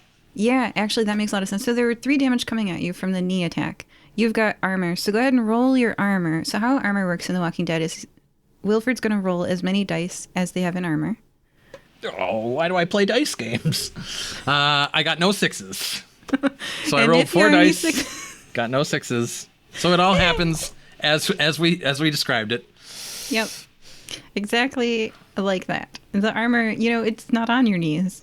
It's not on my knees. It's a vest. Why would it be on my knees? You don't get hit in the knees. That's ridiculous. Why would someone bite a kneecap? Yeah, who does It's that? a terrible plan. Anyway, it's like you don't value your teeth. You don't have the best brain if you're going for knee. Oh, man. Okay, Yikes. cool. Yikes! Yikes. That's a brutal system. And we still gotta... I'm keeping track of rounds. Wilford's at 1 HP and has a -1 to all dice and has 9 rounds left to amputate their own leg, which will... It's a roll we have to make then. Oh, golly. It could kill you. It could just straight up kill you to amputate your limb. That was round 1 of combat. Okay. Yeah! So, in round 2, let's say, Walking Dead emphasizes that you should use as many dice as you can. So I'm going to read the skills, and I'm going to let you guys decide which one of those you have the most dice total in, because it's the attribute and the skill. So the skills you can use are, let's see, force, endure, mobility, ranged combat, and stealth. You want the most dice possible in this roll, and you want to push it if you don't get enough successes, really, because otherwise you may die or lose a leg. Or a knee. We'll see. Or knee, yeah. So what do you guys do? Role play a little bit, Wilford. What happened? Yeah, so the miller is still holding me and chewing on the knee because it's not severed yet. And so Wilford pulls out his pistol and just starts doing just firing away at him. So I'm going to do a ranged combat attack. Yeah. Oh, and the swarm threat number gets reduced by 1 because of an attack, by the way. So the swarm threat is down to 5 To 2? from 6. Oh, the swarm threat. Yeah. Yeah. Ranged attack from Wilford. Okay. So we've got 4 agility dice, 2 ranged combat dice, 2 stress dice, and I don't think the -1 from the legend, or is the penalty just for things related to the knee, or is it just across the board because I'm injured? Yeah. Okay, so All five rolls. 5 dice and 2 stress dice. Yep. I'm going back to my digital roller. Physical dice are my enemy. Oh, I did get 1 6. I got 1 6. No mishaps. Hey, all right. We'll bank and- that for now. You can always decide to Yeah. push. Deli, what are you rolling and what did you get? I'm going to go stealth, just because that's the most dice. Good choice. I have to ask, so how tall is Wilfred? 2 feet. 2 feet. Okay, so he's a lot shorter than Deli. I'm just thinking, one it's going to be a one-legged, like another player. Okay, gonna do stealth, which is 5 dice. 2 from agility, 3 from stealth. Yeah. And then I've got 1 stress. I don't like that die. And Doesn't Wilford, give can you roll again at -2 for that third roll? We need 3 rolls per round, and I'm really understanding why. Sure. I think I'm going to do another stealth roll, though. Yes. For that third roll, because I shot that walker or that miller, and now I'm trying to get away. Yep. 6 non-stress dice and 2 stress dice for Wilford's player. And what do you have, Deli, as your total? I have no successes and no mishaps, so I'm going to push. Yeah, add another stress dice. So how many stress dice do you have total? I have 2. Yeah. I think I'm rolling 5 and 2, because I've got -2 for second action, -1 because I've got a knee injury. I forgot about your knee injury. Yep. I have no mishaps and 3 successes. That's Nice. amazing. I had no Yes. mishaps and 1 success. So 1 success from the third roll, 1 success from that first roll, and 3 successes from Deli. Deli, you really pulled it. Oh, Deli, describe the ending of this combat. How does it resolve with a stealth? He's going to kind of sneak around behind like the biggest cluster of millers, and so that they're trying to follow him, but they kind of all get mixed up, and they end up just kind of looking at each other and kind of taking them away from Wilford, and just kind of grabs Wilford and tries to like just help pull him away from this little kind of milling group of millers. Yeah, there's a ferret pulling. What are you again, Wilford? You're a tinker troll. A tinker troll, a 2-foot tall tinker troll, shakes the miller off of your leg, pulls you maybe under a car. Ferrets are so like long and agile. Noodly. And the millers are confused. They're like, oh, I can't walk through the car, so I don't know what to do. They bump off it a few times. And Deli, you save Wilford now. That took a round. I'm going to say combat resolves, but we've got to deal with your bite wound on your knee. We sure do. You have 8 rounds to deal with it. What do you do? And by the way, the amputation mechanics, which are a necessary mechanic in a zombie it's a game, medicine I agree. roll. Yeah. So those amputation mechanics are on page 82. All right. So as we get dragged away to safety through gritted teeth, Wilford's like, Deli, do you have any combat medical training? A little bit, but I've also got like basic medical gear and stuff in my sling bag. You have what now? Basic medical gear. Like a basic medical kit. I'm clumsy and I'm always falling over stuff, so I figured I would need medical stuff. Get it out. Above the board, Wilford's got a 3 in medicine. I don't know what Deli has. Deli's 3 in medical medicine. kit gives them a +2 to this roll. And I've with also a got 1, 4. Oh, there you So go. 4 plus 2. Yep. 1 in medicine, 3 in empathy, 2 from the basic medical gear, and the amputation mechanics are, first, both of you take a point of stress. Well, Whether the roll... just to try and maximize potential for success, it's not the case that I could just take Deli's medical gear and use it myself, because that I think would put me at 2 for empathy, 3 for medicine. Oh no, but I've got a -1 because I've got my legs bit. Never mind. I also have multiple talents that get rid of stress die for me. So I've got on easy street, which is just you relieve 1 point of stress, like in the game. Oh, Just also, if we've resolved the combat, Wilford's got eye on the ball. Relieve 1 stress every time a threat or an enemy is defeated or overcome. Oh, With yeah. that. All right, so I'm back down to 1 stress, and then I'll go back up to 2 stress as we attempt to amputate my knee slash leg. So for the amputation, am I rolling the amputation roll? Yes, and Okay. I'll walk you through the amputation steps now. First, both of you take 1 point of stress. So total, I think Deli's at 3 stress, Wilford's at 2. Mm-hmm. And then whether the roll is successful or not, you're going to take a critical injury of severed limb, which is, we'll talk about that later. Wouldn't I what only the take that if medicine- it's successful? No, what the medicine roll is determining is if the injury is fatal or not. So should the skill roll fail, the injury is lethal. This is if you die from cutting off your limb, or if you live. Oh, from, sure. Yeah. It makes a lot of sense. So we're gonna first roll to see if you die from the leg being removed, and then we're gonna do the severed limb injury, which is page 69, number 61. So let me read that for you. One way or another, you're gonna have severed limb, which is a -4 on I all understand of your rolls. why havening is an important part of this game. Yeah. So let's see if you die. Deli, what's your roll? Okay, so my medicine is 4 plus 2, which is 6. And I have 3 stress die. But I have the steady hands talent, which means once every session I can choose to not roll any stress die on 1 roll. So I should be able to just roll the 6 and not have to worry about mishaps, I think. If you want to do that, you can get 6s from your stress dice too. So, but I agree, mishaps are dangerous when you're cutting off someone's leg, especially. I don't think there's going to be any other opportunity that I really need to use steady hands. So I think I'll use it here. Yeah. And I got 2 6s.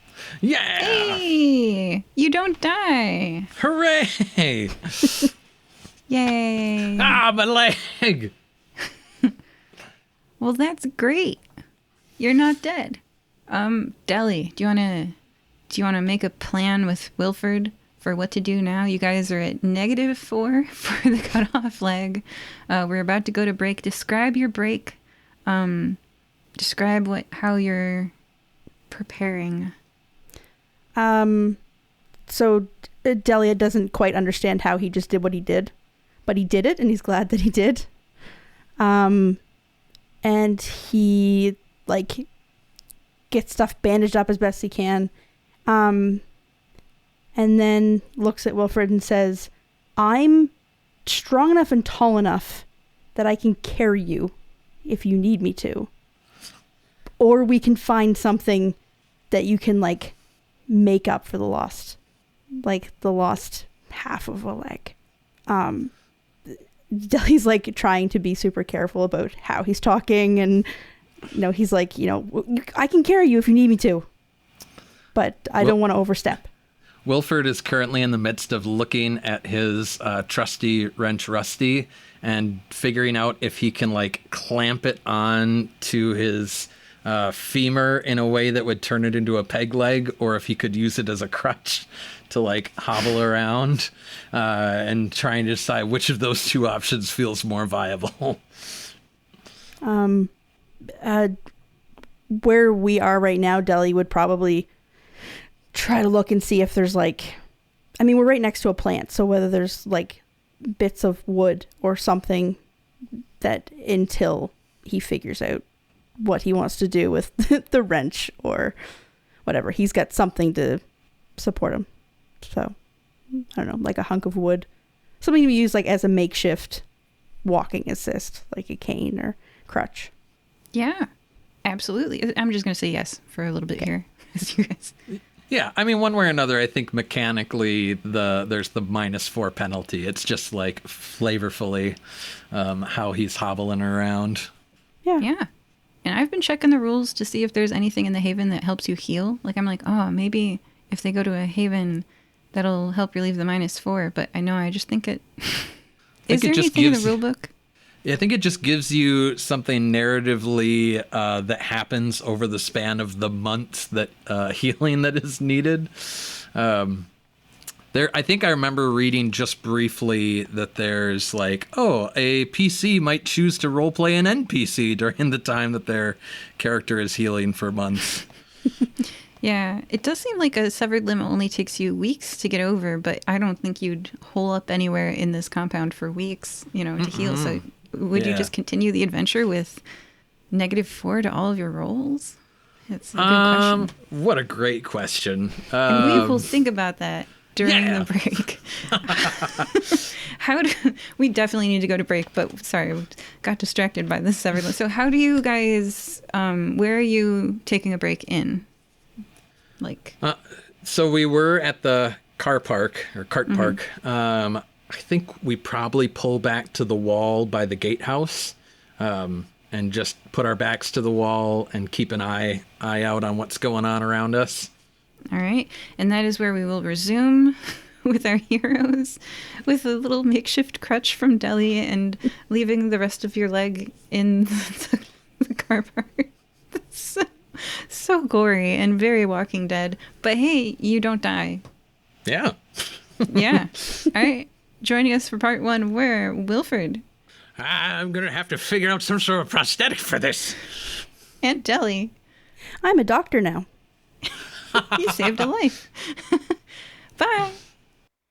Today's mid-episode shout-out is from Blight House Studio, who says, quote, "Welcome to 4 Top 3s. We're a comedy culture show that explores our top 3s in random subjects. 4 friends, 4 countries, 4 languages. We'll probably be learning, but we'll definitely be laughing. Search for 4 Top 3s in your pod catchers," end quote. You can arrange for us to read your shout-out at firebreathingkittenspodcast.com. through our partnership with Buy Me a Coffee. We have paperback, ebook, hardcover, and audiobook adaptations of our adventures on Amazon and Audible. Lastly, We don't pay to advertise our show, so the only way we can grow is if you tell someone about us. Is there an episode that would make someone you know smile? Tell them about it. Thank you. Welcome back to Fire Breathing Kittens, an actual play podcast of The Walking Dead, for this episode at least. Joining us are Deli. Hello. If you leave us a review on iTunes, we'll read it on air. And Wilford. That's me, and I am prepared to give you a brief summary in case you've lost the thread of what's going on. And so our tale began as Deli and Wilford were approaching the Plant 4D at the behest of Deli's parents, who had sent a note asking to investigate a mysterious lack of communication that was taking place. We arrived, we found that there was a large cinder block fence surrounding the perimeter and a guardhouse that was apparently abandoned. We made our way, approached, found a security video and audio that revealed that there was some kind of threat from the interior. Broken glass and blood and whatnot. And so having sent that off to Deli's parents with the instructions to listen to the audio, we armed ourselves and stole into the courtyard. First, we made our way over by a shipping area where there was a large transportation vehicle, stealthing our way past the millers that were milling about there, leading them off to the cart path. And finding not too much of particular interest, just that there was a large metal door that seemed perhaps to have something important behind it, but that the cart had smashed into, and so we could not get it open. So then we proceeded to loop back around by the gatehouse and make our way around behind the building, where we found a large amphitheater space. Once again, there were millers milling about, and so these ones we decided to put out of their misery as best we were able. Turns out we were unable to do that, but we were able to turtle them and incapacitate them, which allowed us to identify that they all had friendship bracelets for some strange reason. There was no magical or technical logical significance to those. They're all just friends. They are friends, and they are zombified individuals. There was a locked, detached building with a small number combination lock that seemed significant, but that was not anyone's birthday that we punched in. So taking note of that, we made our way back to the main building itself. We snuck into a back entryway. There were an abundance of bunk beds, and once again, more millers moving slowly through the area. We tipped over all those bunk beds, trapping them, and finding ourselves a wonderful theremin. Very delightful, though perhaps ill-sighted, as that same theremin was instrumental in drawing the attention of the millers when we looped back around to the cart park area. Finding ourselves surrounded by 30 or so of them, we commenced in a variety of maneuvers to attempt to distract them and stealth away and take them out. Everything kind of culminating at the point where one of them grabbed me and sunk its teeth into my kneecap. Deli pulled me to safety using the med kit in his pack. Deli amputated my leg. And now we find ourselves catching our breath, much the worse for wear, back against the wall by the gate booth. Yeah. Those are things that happened. And then mechanically, Wilford is at a -4 for the amputation and a -1 for the kneecap bite, right? So, like, that's Surely those don't additive. They've got to, once you cut the leg off, you must not be feeling that -1 for the bite anymore. That is a great point. The kneecap can't give you any more trouble. Yeah, so, I've put that kneecap behind me. Oh my gosh. Yeah, wow. What do you guys do next? Tell me, Deli, it's your parents' building. What's your priority here? I mean, we know it's not a working factory right now. Gathered that much. I kind of want to see if there's anybody, like, trapped here, if any of the employees are still here. There is that room that we couldn't open by the amphitheater, and we've not been inside the main building in the front. And those are two places I could see employees hiding out, because I don't think there's any windows in either one of them. I don't know. They seem safe. So, I mean, checking there would be the only priority I can think of. Well, And Wilford, spins the mouth of the crescent wrench wide and then hitches it under his armpit on the left side where he's missing a leg, and kind of hobbles forward a couple steps. I'm no spring chicken, but I've still got some fight in me. Let's go. The contrast versus if lawyers had explored this place you guys are giving it your all. Yeah, do you go to R, P, A, B, S, or C? I believe we want to get to P is probably the means of egress. You can enter P through either A or C. Which one do you do?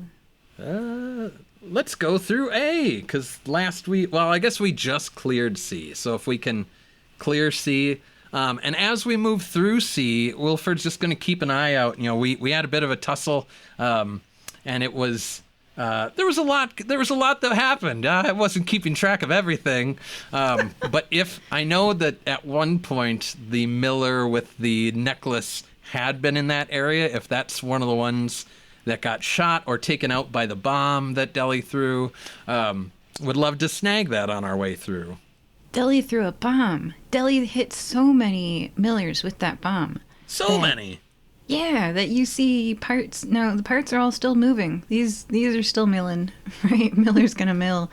But you do notice that there's a disabled, incapacitated miller. They are clawing their way around with one arm. Like that classic torso with an arm but no legs. Mm-hmm. And a necklace. And do you want to give that fellow a good thumping with your hammer? And then maybe that will incapacitate them even further. Oh, with pleasure. And Deli it wouldn't be a difficult target. It's a very slow-moving thing in front of him. You don't even have to roll. Yeah, just brings it up and brings it down, and that miller's gone. Bite you with what? They're still moving, though, just to point that out.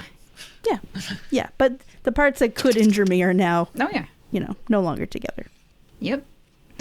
No longer dangerous. You acquire a necklace. It is made out of crystals, and you know that one of these is a time crystal. It can be used to power time magic spells if you can learn time magic spells in the future.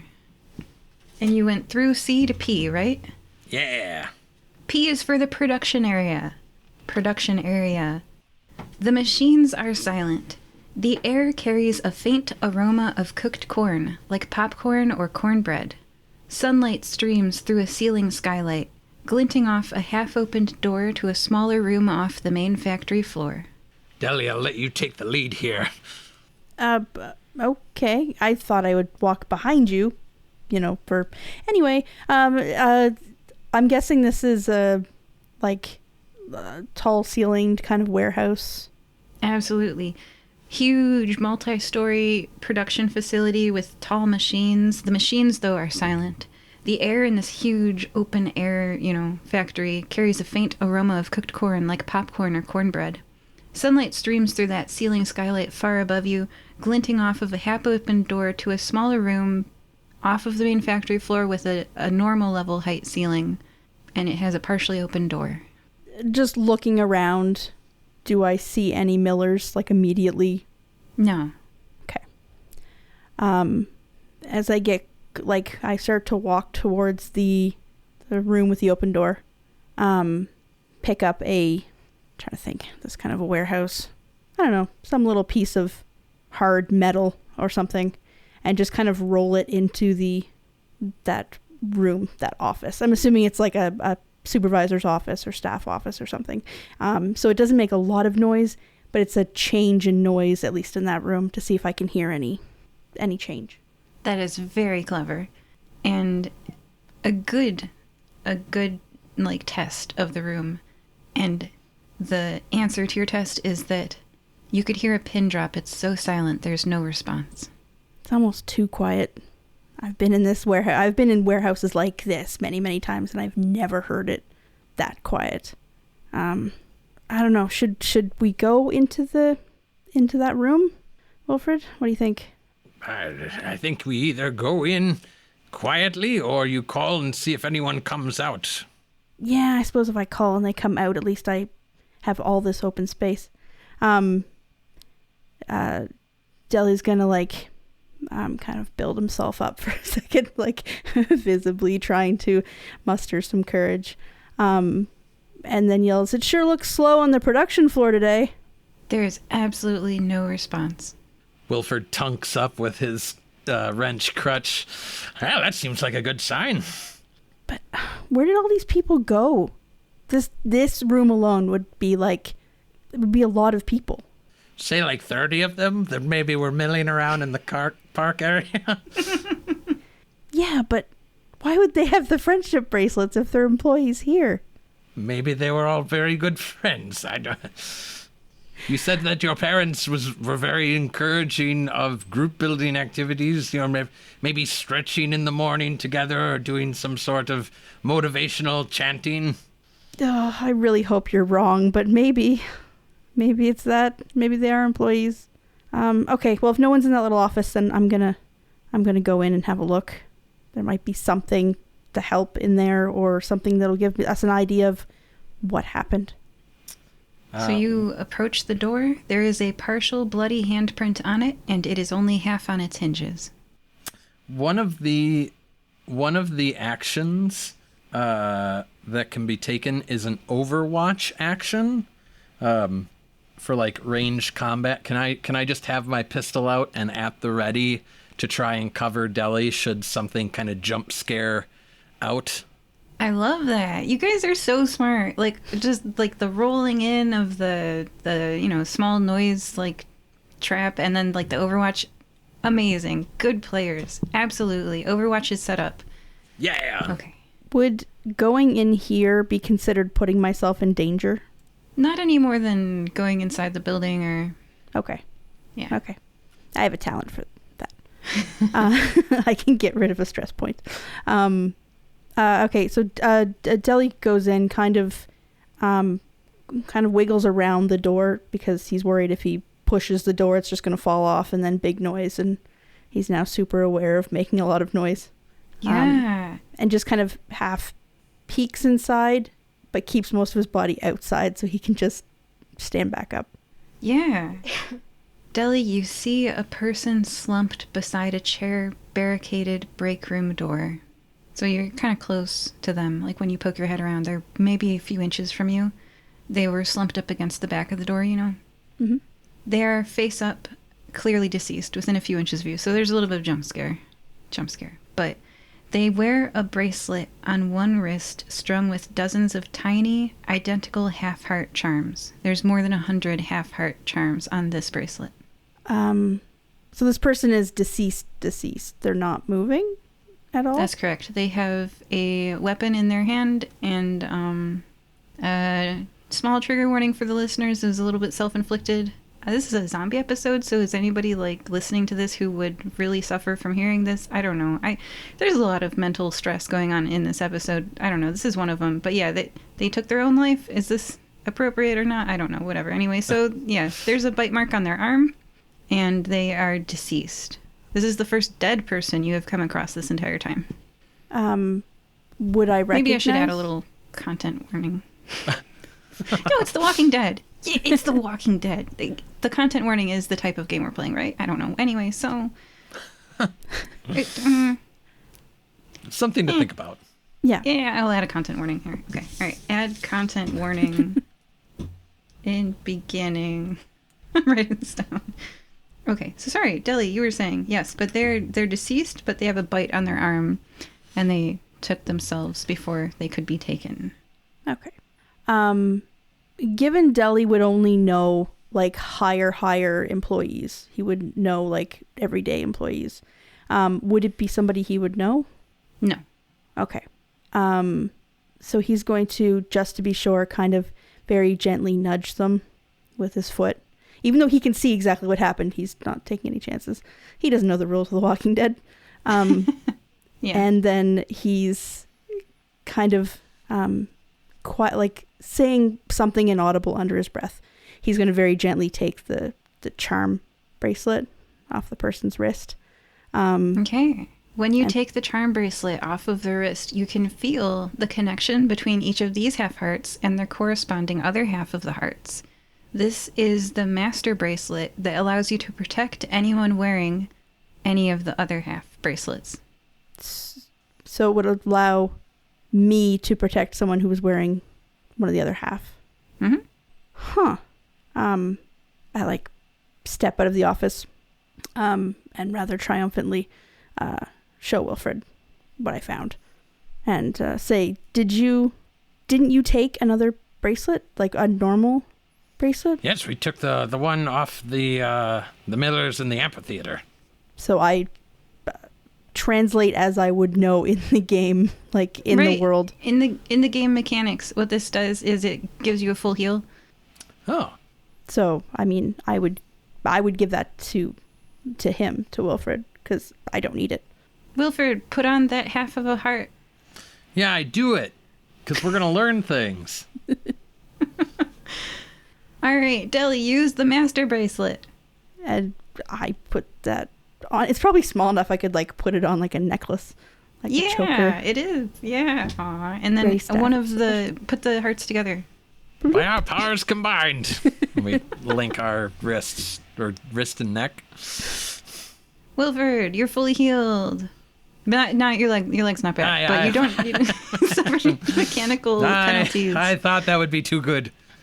Wait, I don't suffer mechanical penalties? Yeah, you're back to like mechanically being fully healed.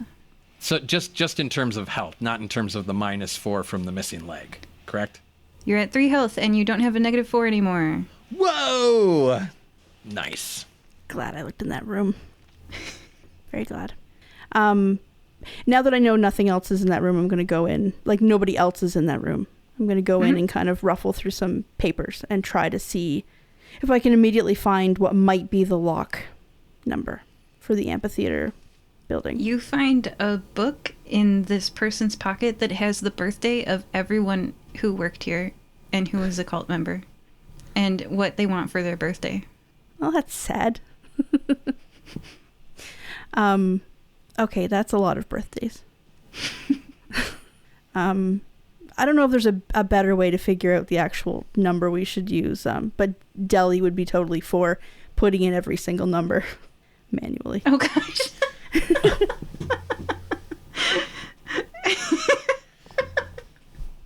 I didn't know when I gave this to you that you were going to do that. I admit that is fewer numbers than going through all of them, but perhaps, there's still more of this interior to be explored. Maybe we should save that notion for once we get back out to the amphitheater. Yeah, of course. He's going to have a bit more of a look around for anything important, and then probably leave the room and try... No, I wouldn't try to shut the door. He would get, I don't know, if there was like a tablecloth or a towel or some fabric-y thing and kind of like quick little shroud of some sort to kind of, put over the person. That's very respectful. That's I think nice. while Deli's doing that, narratively, the way I get that -4 back, the healing power of the bracelet has allowed me the kind of constitutional bandwidth to figure out how to ratchet this wrench onto my femur. And so now Wilford's walking around with a peg leg. He's like, all right, I feel fit and fighting ready.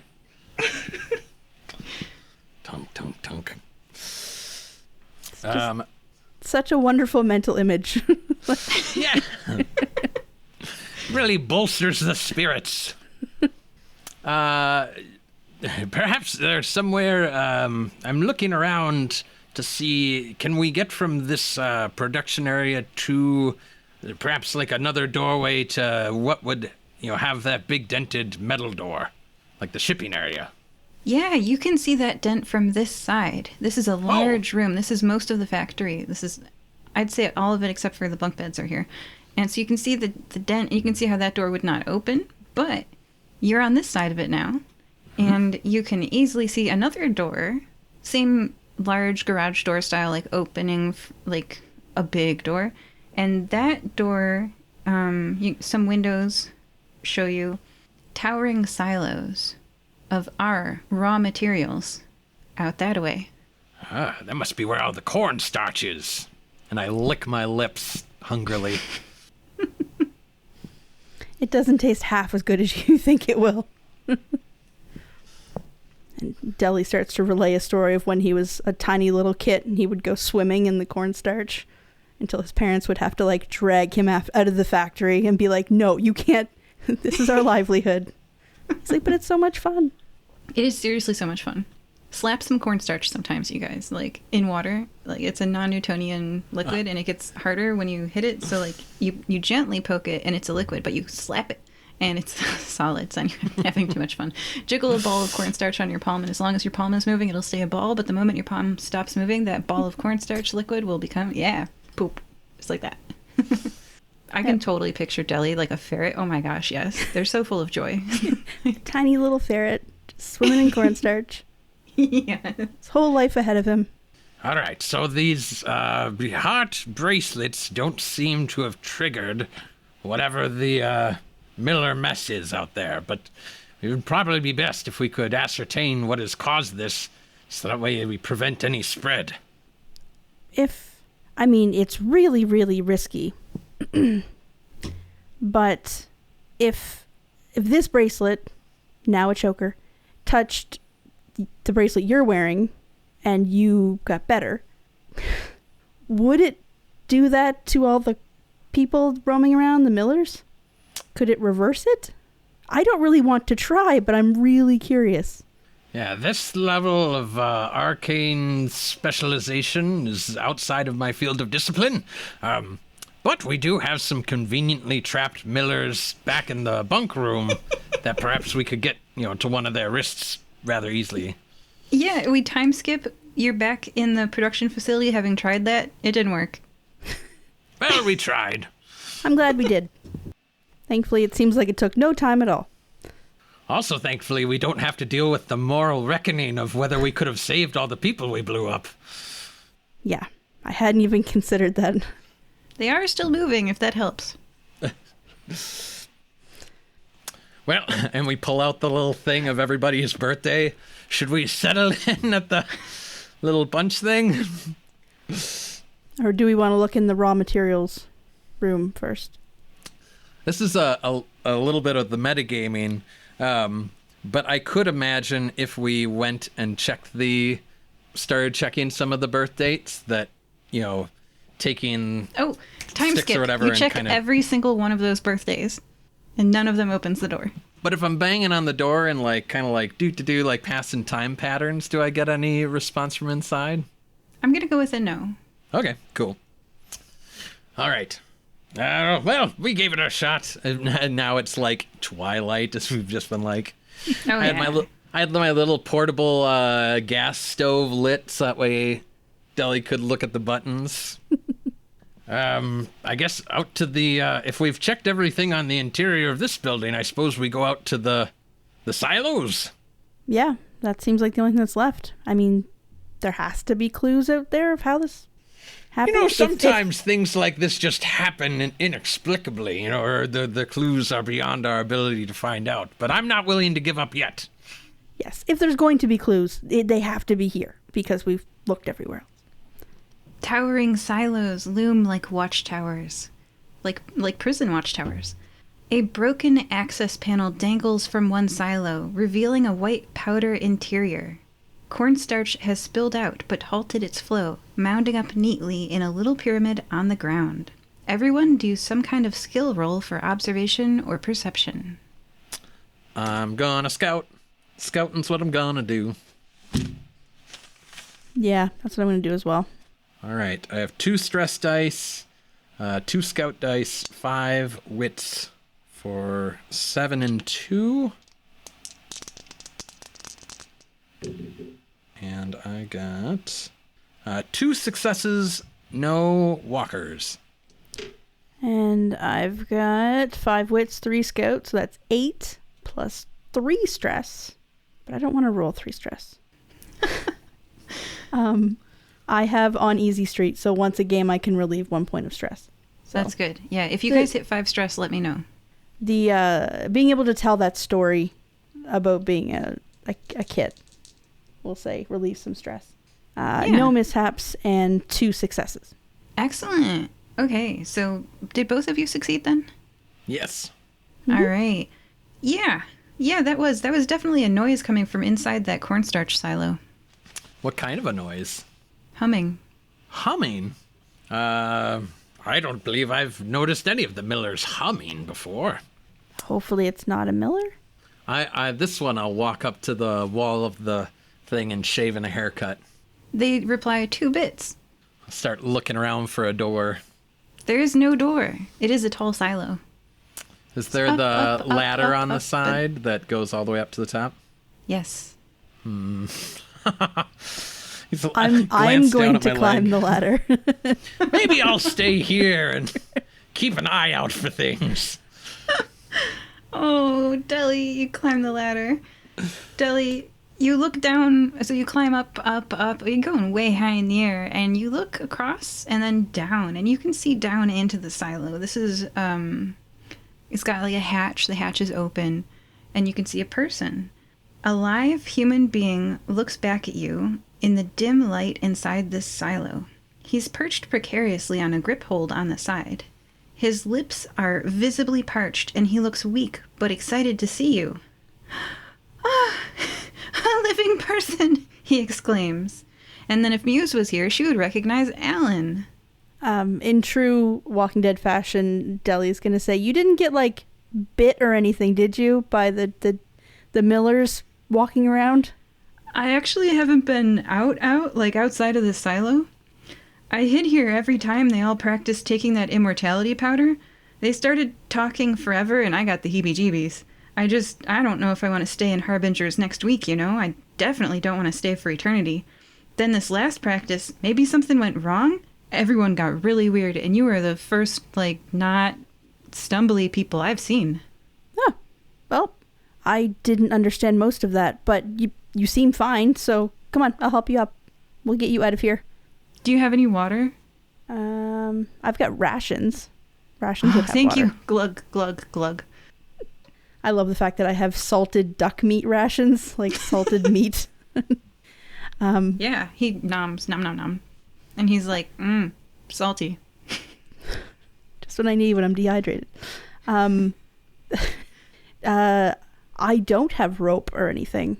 So I can get down the ladder. I didn't know what was going on out. I thought it was safer to stay in here, but is it clear then?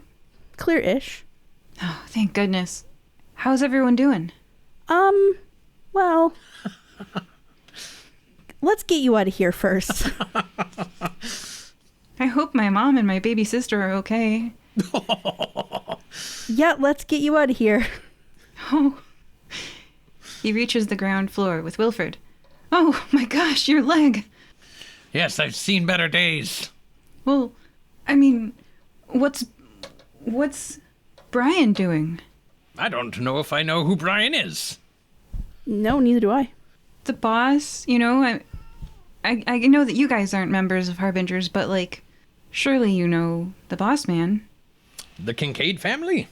Yeah, I mean, yeah, they own the factory. What? No, it's just if anyone's the boss man. I mean, my parents own the place, so that would technically make me the boss man, I guess. Oh, Deli, that's a little gauche to phrase it that way, I think. Yeah, I was gonna say, well, I've had a day, but that's kind of rude, given everything you've been through. I have too. I understand how that is. Well, so Mr. McAllister, or Brian Sr., he's the pastor, the head of Harbingers of Mortality, God's chosen. We work here. He's our boss. We sleep over there. He points to the bunk bed area.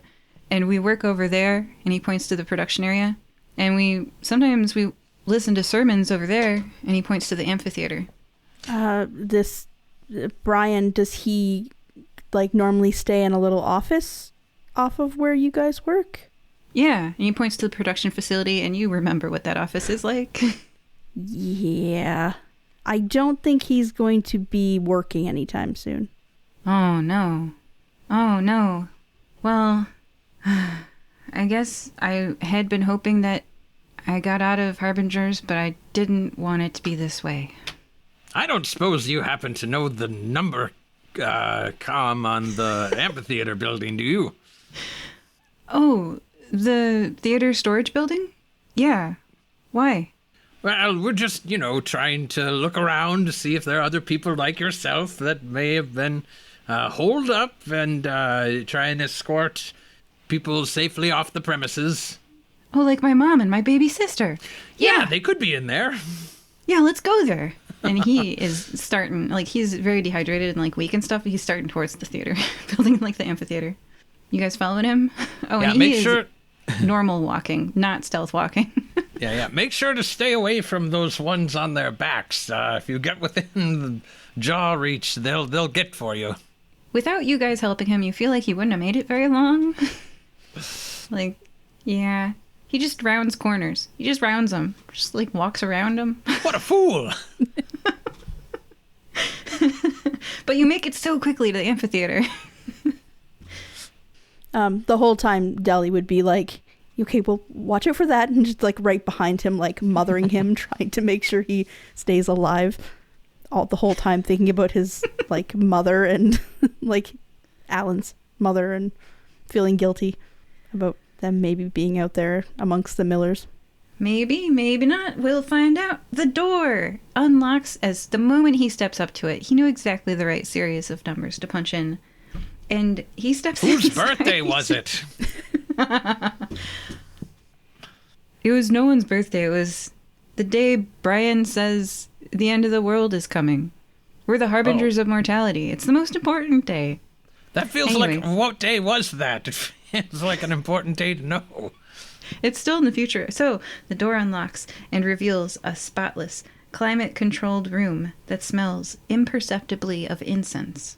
Lights that cast a sterile white glow across racks of theater costumes and stacks of tattered holy texts. That was a fragment sentence. Lights cast a sterile white glow across racks of theater costumes and stacks of tattered holy texts.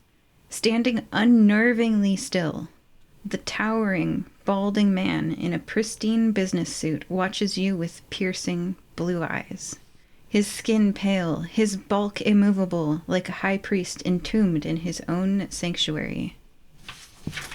Wait, so is this Pastor McAllister? Yeah. Go ahead. The NPC interrupted you. No, yeah, I was trying to ascertain, mummified, No, immovable? he's alive. Or... He's just shocked. Yeah. Got it. I take it that you're senior, McAllister. Yeah, and this is where if Muse was here, Muse would have confronted Muse's dad. Anyway, the tall, suit-wearing pastor turns to face you, party, with absolute confusion on his face. Would have said, Brian, what have you done to yourself? Anyway, so you said you take it you're the pastor. I'm going to go with, yes. I have a bunch of questions I can answer if you ask me. Yeah, I pull my gun on him. I'm like, start talking fast. What happened here? Okay, I'll talk. All right, and I've got a list of answers. You ask questions, I'll ask answers. You got a gun on him, he'll answer. Yeah. What's this immortality powder? A gift. I brought my congregation. We are God's chosen. Really looks like you're God's chosen. Deli just gestures towards the cart park. You said it was a gift that you brought. What is it? Where did you get it? It is the gift of immortality. And wait, you say where did you get it? Yeah.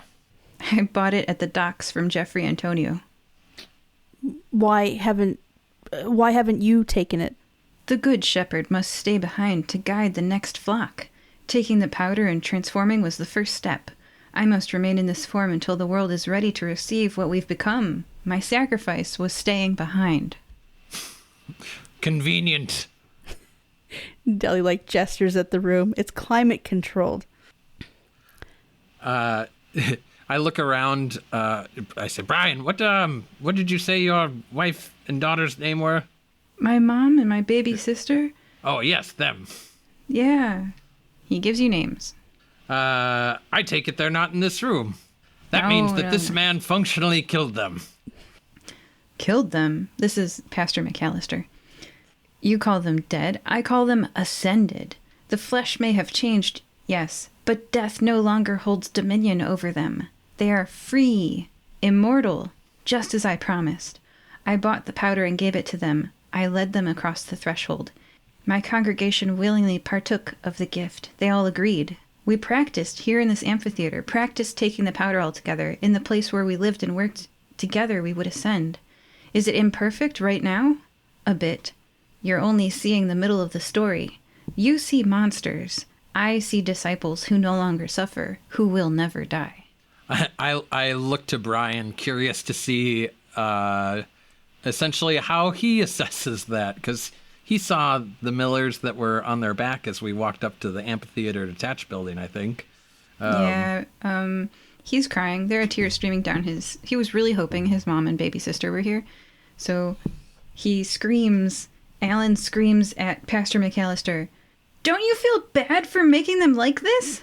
And Pastor McAllister screams back, "I gave them eternity. Not death, not even life, something beyond. They chose it. They thanked me for it. Every scream you heard was just a birth cry." Deli, like, hefting the sledgehammer, like, in his hand, like, just in almost like an intimidation kind of way, looks at Brian. Brian is Brian Sr. He's the pastor, right? Okay. Yes.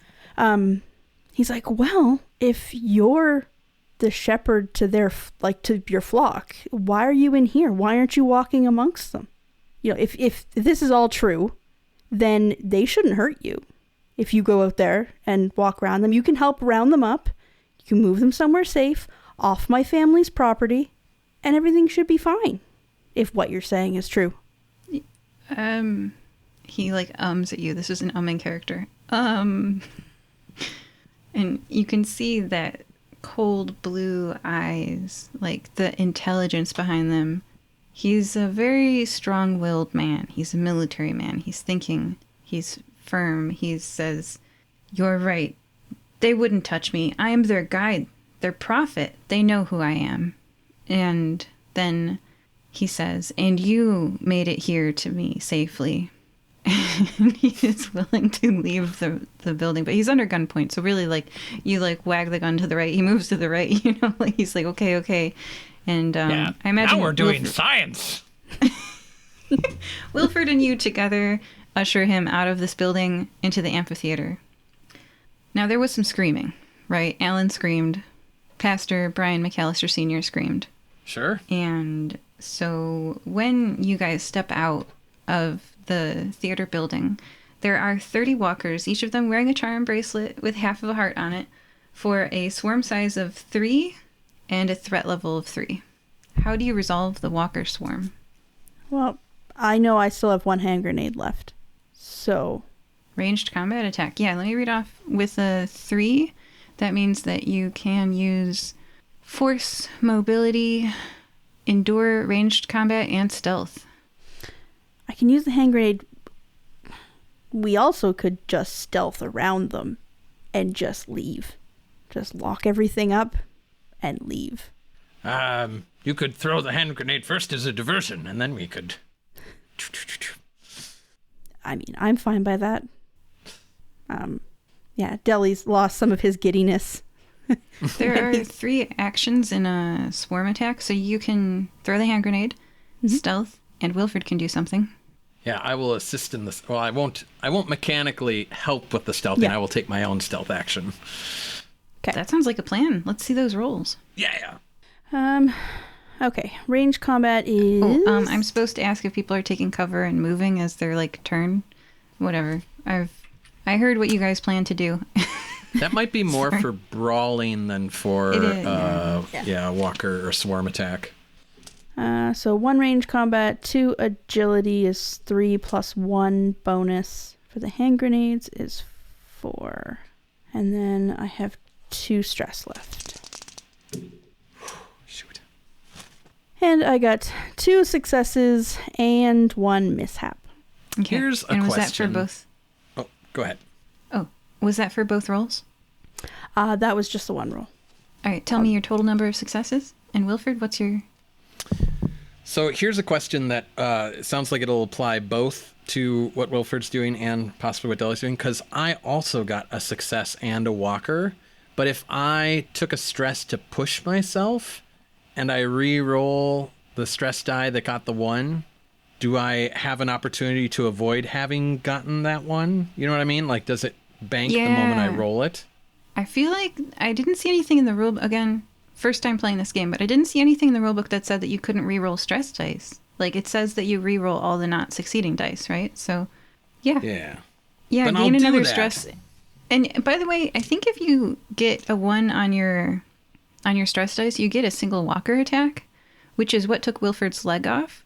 So if you guys want to both re-roll, I would recommend that as your GM. Yeah, I'm going to push it. And you don't re-roll any successes. So that's 2, 3, 2 successes. So that's 7 successes. Wow. So I did get another 2 successes, but still came up with a 1 on the stress die. Which, again, I don't know. Like, can you push multiple times? No, but I can give you a single walker attack, and that would end the combat. Because you guys got, like...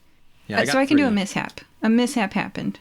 Yeah. Okay. All right. So you're going to successfully sneak past these walkers. But first, Muse's father gets a desperate look in his eye. He looks at the walker swarm, and he looks at you, party. Wilford, please roll a... Well, I'm going to say that this is your mishap. Yeah.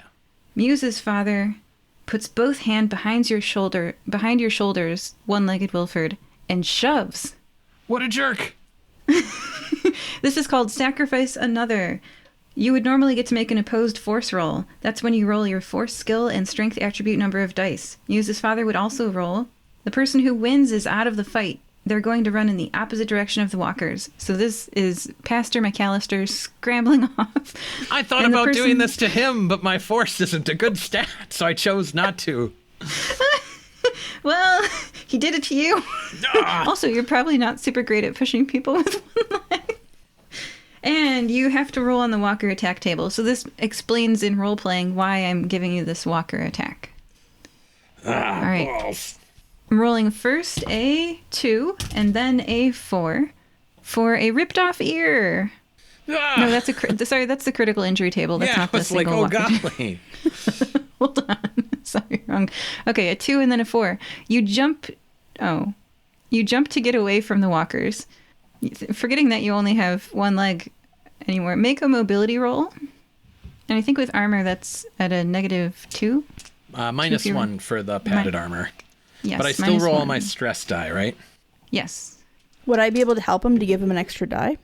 Not on Because I'm right this. there seeing all this happening. So I got Yeah, one success, but I got another walker on a stress die. It doesn't matter for this. If you fail, you fall and take a point of damage. You didn't fail. So what happened was, you're all sneaking past the walkers. Pastor McAllister pushes Wilford into a walker swarm. Wilford jumps over the head of a walker that goes down. Wilford goes up. They do a Scooby-Doo switcheroo. And Wilford ends up past the walker, turns around, and turns back in anger to look at Pastor McAllister's space. But the space where Pastor McAllister was, he is gone. He has dashed off. He's running, and you can see his little chicken legs kicking as he runs as fast as he can. Picture a very old kind of, like he's wearing a suit, just running. And he runs. He whips around the side of the building. Who knows what happens to him? He is out of here. Mechanically, he has left the area. And now you guys are out. You're out of the swarm. And Alan made it too. If you'd had enough mishaps, I would have had him get bitten. But he's okay. What do you do now? Where do you go? I think we... Wilford sprints as much as he can for the gatehouse, assuming that that's where Pastor McAllister is headed towards. You make it to the gatehouse. You don't see Pastor McAllister. Are the doors that we had locked unlocked? The doors are left as you left them. Oh, interesting. He didn't go through here. He might still be in the compound. Like in the... Alan's panting. Alan's like, oh my gosh, oh my gosh, oh my gosh. Miller's, oh my gosh. What was he saying about why he did this to us? I think my takeaway was that he intends to spread this quote-unquote gift of immortality to the whole globe. First, via the immortality powder that he gave to those gathered here. Secondarily, by bites and transmission. And tertiarily, via gathering a new group to shepherd and consume the immortality powder and repeat ad nauseum. So we meant nothing to him? Functionally. He looks like he's very done with the Harbingers of Mortality. Deli And where did you say he got this from? We can't let him get more. Yeah, someone on the docks.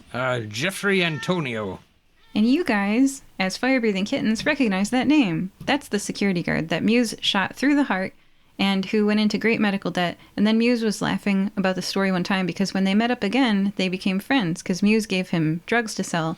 And now, as a wealthy drug dealer, he's like, thanks, Muse, I'm glad you got me into this life. I'm better than I was before as a security guard. My wife's back and everything. So it went security guard, medical debt, drug dealer, successful drug dealer. That old pipeline. Yeah. The old security guard to drug dealer kingpin pipeline. Mm-hmm. So you recognize that name. And so when Alan asks, what?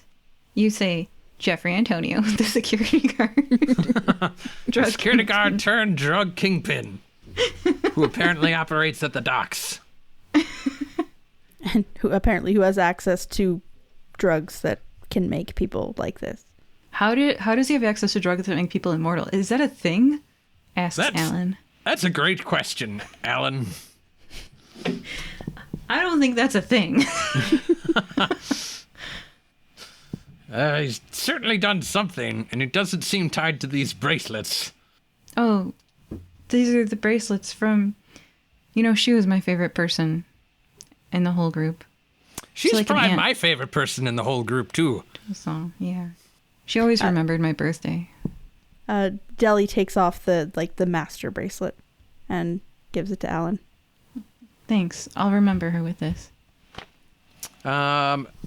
Should we set up a perimeter and see if McAllister tries to make it back out, and then drop him where he flees, or? Yeah, we don't let him leave. He probably left through his underground tunnel. Wait, what? Why does he have an underground tunnel under my family's factory? That feels like pertinent information that would have been good to know earlier, Alan. Alan. He made me dig it, so that's how I know about it. Well, that's a horse of a different color, I suppose. Where is the entrance to this underground tunnel? Under the bunk beds, in case someone came for him when he was sleeping. Interesting. And where does it exit? Outside the compound. Oh, yeah, if you dug it, can you take us to where it exits out? See if we can catch him there. Let's go you ambush guys him. are... how do you get outside the compound? Through the gatehouse door. Yep. So you open the door? Yeah. So we'll open the door to the gatehouse and then close it and lock it behind us, and then close the other one. And we can't lock it from this side, so we'll wedge something under it. One of my potential epilogues was that you guys let zombies out. Yeah, I don't want to do that. No, very careful. All right. All the more reason for us to double check this secret exit, so that way McAllister doesn't let them out through that way. When you go to the secret exit, he would have let them out. It is just propped open. That son of a gun! And when you close it and it clicks locked, you feel like you changed the outcome. Well, I feel a little sense of relief, but it's very overshadowed by everything else. All the effect this has on my family. I think Wilford is just angrily kind of wrapping his wrench peg leg with his pistol and just silently fuming a little to himself as he's looking around for pastor tracks. Pastor tracks. You don't see any pastor tracks, but you do have a very, very relieved Alan. And just like a GM statement, you saved a life. Yeah. We don't find any pastor footprints, but we find a couple of little track pamphlets that are like, have you tried immortality powder? Yeah. Oh, and Alan's mad because he's like, and he's always talking about the end of days, and we're called the harbingers of mortality. He's only been on this immortality kick for like a few months now because of the... so stupid. Internally inconsistent. This is why I should have left. It's good that you see that now and not just further down the road. I just wish I'd been able to take my friends. Relationships are what can make it difficult to leave a toxic environment. Where do you guys go to next? Feels like we should go back to the guild and rally a group to try and take down Jeffrey Antonio at the source, and put an all alerts bulletin out for one Pastor Brian McAllister. You have reinforcements. You have an all alerts bulletin. Where do you go? Oh, to the docks to look for Antonio. Mm-hmm. You arrive at the docks, a part of town where wooden piers stick out from the land into the harbor. People are disembarking from boats. Oh, this is the next day. It was really late at night. So it's the next day. It took time. You've got people. You're all healed. Do you guys want to have reset your stress or not? I think a night's sleep resets the stress. Yeah. Yeah, it's the next day. It's bright and early. You arrive at the docks, a part of town where wooden piers stick out from the land into the harbor. People are disembarking from boats, walking down gangplanks, carrying luggage. They're boarding boats, waving from the boat at loved ones back on shore. They're milling around, buying and selling various goods you'd need on a long journey. What are you looking for? I'm going to invoke another game mechanic. Wilford has the talent Intuition. Once per game session, you can ask the GM about how things in the game world work and are related to get some useful information or suggestions on how to proceed. You learn how to buy drugs? Yeah. I don't think I can just rock up to the docks and be like, where are the drugs? I want to buy some drugs. So I'm going to use my intuition to get a line on how I can track down either Antonio or McAllister. All right. I will narrate very abstractly the series of friendships that you make, that networking gives you a connection so that you find yourself, this is weeks later of investigation and undercover and trying other drugs first, and then buying them a beer at the bar. And what is involved in this network to get you Gonna to have Jeffrey? A montage. Montage. And it involves a lot of small things that you wouldn't have thought of as important favors, but just being there for someone, they're I have a soccer game, and you go to it, and you in the stands, you're yeah, and then they all go out for a meal afterwards, and you become friends with these people, and so that's how complicated process. That's how you know enough people to know enough people to know enough people to network to Jeffrey Antonio, who is a middle-aged human man, paunchy, balding. He has a mustache and pasty skin. He looks like Paul Blart Mall Cop, but Paul Blart Mall Cop drug kingpin. And today, which is many days after, oh, by the way, your leg is stable. Yeah, I've gotten a little bit better mechanical prosthetic that I've tinkered up. Yeah. And so it is today that you finally meet Paul Blart Mall Cop, come drug dealer, Jeffrey Antonio. He's introduced to you by a mutual friend. He's leaning against a wooden pole of a street lamp, looking casual, hanging out. What do you say? And you're on a friendly term with this guy. You're introduced by a mutual friend. You guys both go to the same baseball team. You play on the same baseball team with Jeffrey Antonio. And it's today that you meet up with him on the docks. Oh, man. He says, Wilford, as I live and breathe. Well, I'm still breathing despite some things that have happened in my past.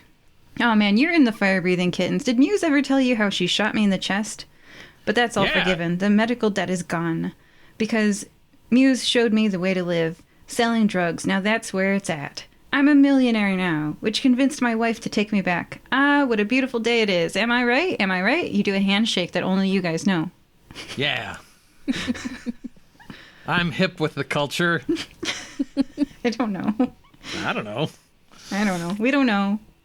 I imagine that baseball team memberships involve handshakes. Yeah, if people have the real skinny on how, in your review of our episode. No. I don't want to know. I'd prefer to not know. My version's way more fun. There you go. Yeah, I've heard through the grapevine that you have very esoteric, arcane, if you will, different substances that have nigh on magical or miraculous effects beyond the simple intoxication. Yeah, we've got were-shark drugs, we've got immortality drugs. Yeah, I'm curious about those immortality drugs. Tell me more about those.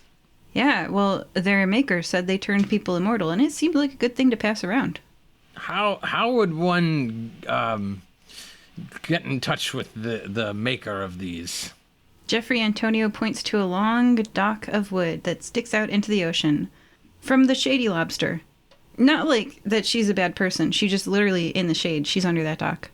That's the person, or the Shady, having gone through weeks of like meeting people via like building, like, is the Shady Lobster the maker, or are they the person that's going to connect me to the next person that's going to eventually lead to me talking to the maker? Yeah, they made it. Oh, okay, cool. That's proof.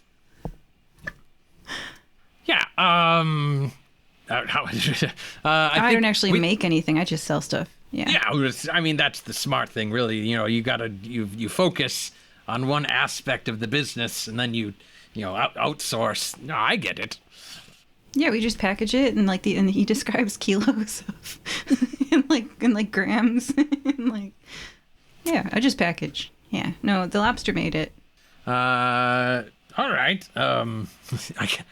In Wilford's mind, he's like, if they're sending the stuff out by the kilo, and it's been somewhere on the scale of months or longer since they first started delivering it, surely not everyone who takes it is turning into a zombie, or we would have heard more reports of like zombie outbreak behavior. Is kind of the operating assumption. So it feels like Pastor McAllister used this as part of a ritual, that there's like pieces we're still missing. But, you work with what you got. So I think without needing to necessarily get into the exact commerce, if the price is right, Wilford would try to procure some immortality powder from Antonio, since they're on friendly terms and he's right in front of him, for further analysis later in a lab setting. He sells you some. Yeah, I buy it. We're an adult podcast. And then we I guess I'm not specifically looking to just like take him down. I don't know. I guess I'd look to Deli for some kind of prearranged signal about whether or not we're like, was this a sting operation? Are we trying to take this guy down, or is he just one part of the chain? And because he's maybe Muse's friend, we let him keep doing his thing. I don't know. I think Deli would be like, information, like kind of quietly saying that, like we don't need to take him out. Information. Yeah, so seeing no aggressive like stance or movement from Deli, Wilford be like, all right, thank you for the goods and the information.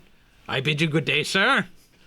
And then would head down the dock towards where he indicated the Shady Lobster is found. The water is opaque. You can't see through it. Shade from the dock darkens the ocean underneath to a deep blue. I look at Deli. I'm like, yeah, I'm a little out of my depths for underwater things. Yeah, I didn't have a great experience with a lobster before. I mean, what are the odds it's the same lobster? I mean, that's gotta be like pretty, like far odds, like honestly, right? As Deli is like tossing little pebbles into the water. You toss little pebbles into the water. Bubbles come up from where you're tossing pebbles. I like look, I get like I drop down on the dock, like onto my belly, so that I'm like looking in the water. So my head's just above the water, looking in the water, and kind of just say into the water, "Are you the same lobster?" Like no preamble, no hello, no nothing, just "Are you the same lobster?" As you look down there, you know how when the shade covers the water, you can kind of see through the diffraction? You see a giant lobster with a wizard staff. That's what's making the bubbles. And then I have to ask, there's no like swim mechanic for Walking Dead? Because Deli would just jump in the water and go after the lobster. There would be no hesitation. There'd be no questioning. There'd be no calling him back. He would just throw himself in the water and go after the lobster. It's like a video game. You jump into the water and immediately the screen goes gray and warbly, and then you're back on land. Just thrown back out. No, man, you're in the water. There's no reason to think you can't do this, right? You're in the water. I would say you do have to like breathe every now and then, but my question is, how good are ferrets at swimming? Really good. Oh, you swim really good. And I chase that lobster, and I just go into like tunnel vision. Like, can't hear anything, can't see anything other than lobster. Yeah, the lobster like jets away, and you're chasing the lobster, and the lobster jumps up on the dock. And Deli follows, is not as good as jumping up on, like, to jump up on the dock. So he kind of jumps up, scrambles, half falls into the water, scrambles again. Yeah. And goes over to the lobster. And just like, does the lobster have legs, or is it standing like... It's like a lobster. It's got 2 claws in the front and a long lobster part in the back, the part you eat, and in the middle, like, legs. And yeah, it's a lobster. It's got a staff. Deli says "you" and just like goes and tries to grab the staff. Whoa, we're going to combat. All right. Yep. Brawling. If 2 people gang up on a single target, the lone fighter duels one of the pair and is defenseless against the other. If there are multiple people fighting, you can use the brawling mechanics. So I'm just going to read the brawling mechanics because, no, we don't have enough time. This is basically dueling. If 2 people gang up on a single target, the lone fighter duels one of the pair and is defenseless against the other. So, dueling. Step 1... taking cover, step 2, ranged combat, step 3, close combat, step 4, moving, step 5, first aid, and step 6, anything else. Which phase do you want to take part in? Close combat. Okay.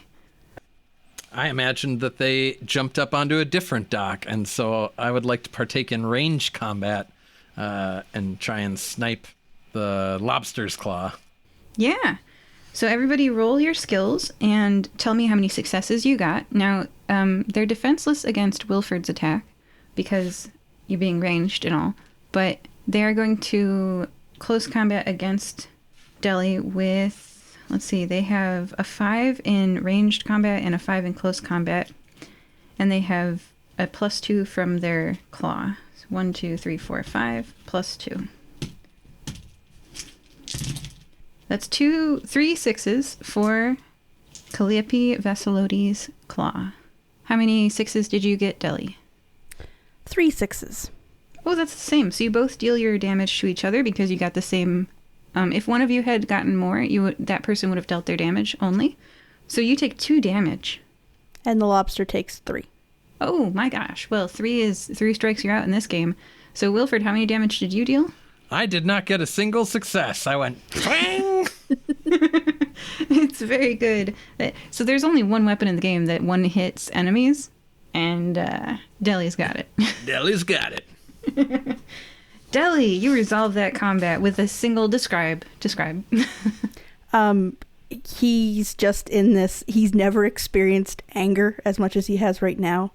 And he just grabs the sledgehammer and just brings it up with 2 hands and then just brings it straight down in the most ethical way to dispatch a lobster. Wow.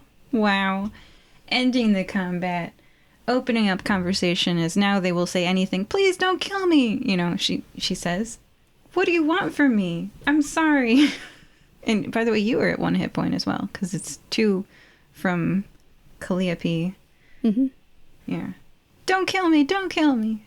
I've asked, you've been infuriating since the absolute moment I've met you. I've asked you so many questions and you've never answered them, and I've tried to get your attention and you've never paid attention. And just what is your deal? What is you couldn't take 2 seconds to say who you are or what you are, or, you know, I'm Calliope. I'm Calliope Vassilotti. I'm a lobster. Why do you have a wizard staff? I'm a wizard. That's a very good answer to my question. And he just kind of deflates a little bit. What do you want to know? I'll tell you anything. I just wanted I don't even know really what I wanted in the moment, but it's just you, every time I see you, you get away from me. And now that I finally have you here, I don't even know what I need to know anymore. Seems like that adventure just seems so far away. Wilford, do you shout any questions from the dock? Yeah, as this is going on, I think he's like running tuk down the dock, across the way and back up this dock. Footstep clank, footstep clank, footstep clank. Comes clanking up. I have questions. Catches his breath. What's the deal with this immortality powder that you make? I sell that to Jeffrey for pennies. It's really magnanimous of me. Yeah, no, what does it do? How do you make it? Arts and I make it with some powder that we make it from bones. Just the silent fuming of Wilford. It's like it all ties back to aunts. Just a little furious fist of pissed. He's like, stay focused. So you don't actually know what's in it either. No, I do. It's bones. I make it. Well, what do you? What do you imagine is the outcome of someone who consumes it? Immortality. I'm a really nice lobster. Have you taken this immortality powder? No, I'm naturally immortal. I'm a lobster. Okay. Lobsters grow larger and larger, and once we get smart enough, like my people who are lobster wizards, we simply help each other molt and get out of our shells, and we continue forever. So when Arts came to me with his problem, I felt bad for him. So what bones is it? Like, whose bones? Oh, I don't get he gets the bones. I just do the thing to the bones. You've never stopped to ask what bones? I assume from the condemned criminals, because Arts is the generous ruler of Forvath Lamara. So I assume they're coming from the Forvath Lamara people, who are, of course, dutifully and in justice executed for their heinous crimes. It's a bunch of criminals over there.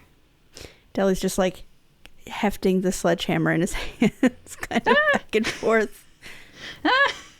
Maybe, and this is a wild thought, maybe you could stop doing that, and I will stop following you and appearing anywhere that you are. And when you try to sleep, I'll be there. I could not do that. You just stop with the powder. Why are you guys? I just give people immortality. What is wrong with that? Well, our experience is that the people that consumed the batch we were familiar with turned into some form of undead entity. So immortal in the most technical sense, but not an immortality that I would wish upon anyone. Oh, undead? Like shambling around and biting everyone? Yeah, exactly. Oh, Well, It's not my fault their puny little brains can't handle it. Probably not getting enough oxygen. But the immortality part, that worked. Anyone who takes our drug becomes immortal. That's kind of the point. That's why Arts wanted it. So, to your knowledge, has Arndt taken the immortality powder? No, he is immortal now, but something called Project Tithonus had deprived him of that immortality in the past, and to truly be immortal and to truly be all-powerful, he needed the ability to grant and take away immortality to himself or anyone he wanted, like Project Tithonus could. So he came to me for help, and he offered me something I wanted, and I helped him experiment. I felt bad for him. We perfected it. He scratched my back. I scratched his. But if it went wrong in the hands of a user, that's really their fault. But it did work, right? Were they immortal? I could see where back scratching would be something you'd be really interested in. They, use their staff to scratch their back. I would say send any unsatisfied customers back to me. We'll see if we can fix them up. How do you propose we do that, given they're shambling undead that, bite people and turn them into shambling undead? Or they take off limbs? Or what's your game plan here for this return policy? I don't know how you do it, but if you bring them back to Forvath Lamara, Arts and I'll fix them up. Or at least take away the immortality so they can be killed. I find this very unsatisfying. Yeah, I just feel like it would be a lot easier for me to stop you from ever making this drug again than to round up undead people and send them back to you. Whoa, hey, if you want me to stop, I'll stop. I don't need to. I'm good. Yeah. Okay, I will not make any more of this. It seems to have unintended side effects that I did not intend. Nod, furious lobster nod. Furious lobster nod. Deli's like, good. He hefts the sledgehammer up onto his shoulder. His hand's totally shaking. He's like, good. I'm glad we had this talk. I'm glad we agreed that drug is horrible and doesn't need to be on the streets, and you're going to stop making it. Absolutely. Now they scramble out of the way and that your sledgehammer is put away, right? Yep. Yeah, and they back away. And then they stand on their tail, rising significantly higher. They're at the edge of the dock. They're just about to jump into the ocean, but before they do, they say, "The shell people can rise up out of our watery confines and walk the earth like the rest of you. Bwah ha ha ha. It's so great to explore dry land. I can reach things on shelves now. I bought myself this hat." And she puts on a Mickey Mouse-style wizard hat and then jumps into the ocean. When she rose up on her tail like that, it seemed really ominous. And then it seemed like maybe she was just showing off a hat that she bought. I'm very confused about how that all resolved. Yeah, I'm choosing to think the latter rather than the former. Now I wonder if people get freaked out with me walking around on my back legs like this. Well, it seems a little bit like we either have to go entomb some undead people, or decide that it's worth our time to try and formally remove their immortality. Yeah, What did you ever tell your parents? It was weeks ago that we did that. I've just been dodging their calls at this point. I sent them another message saying, don't go there. It's dangerous. Don't enter, dead inside kind of thing. Has been put on the front door of the factory.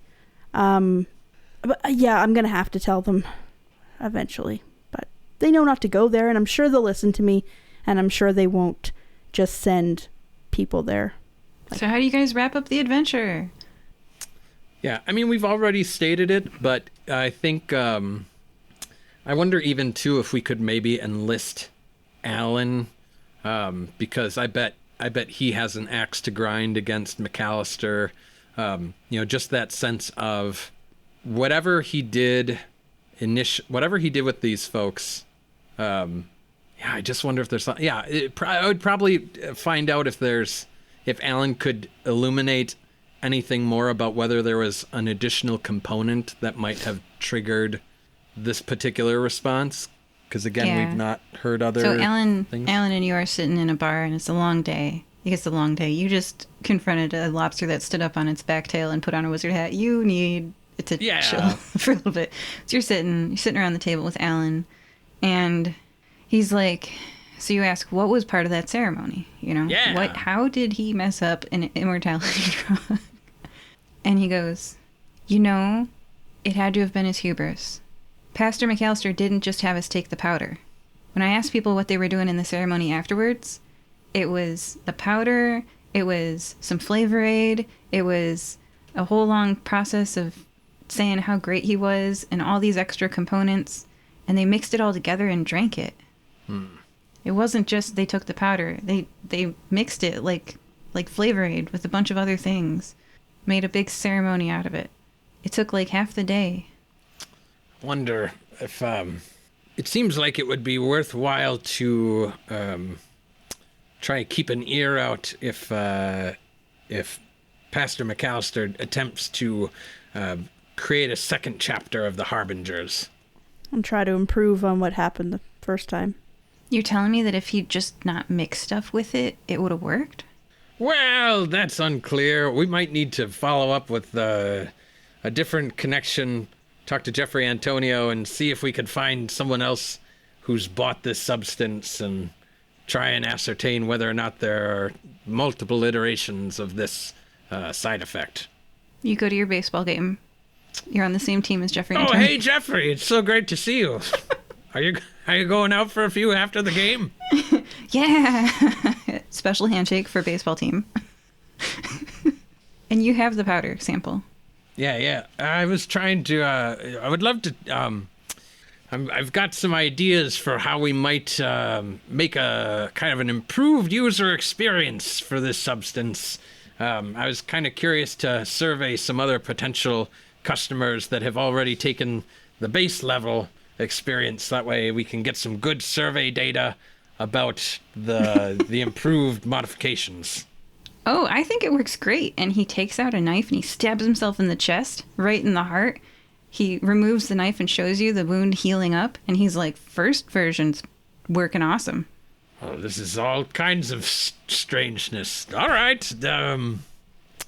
Cool. We play our baseball game. And it looks like the pastor's really the individual that we've got to track down and do away with in order to truly put this thing to bed. So I guess that's the kind of the closing note is like, all right, we've got a long-term mission to make sure that if McAllister has gone to ground, that once he starts to pop his head back up, that we catch him and stop him. And what do you do with what you bought? Well, I'm going to do some experimentation with the substance. That way I can better understand, like, is it arcane nature? Knowing that Arnst had a hand in the process, I think is going to be helpful and insightful. Yeah, I might go back to some of my contacts with the academy and enlist some people from other disciplines to really wrap our heads around what we've got here. All right. Deli, anything you want to do before the end of the adventure? I think he would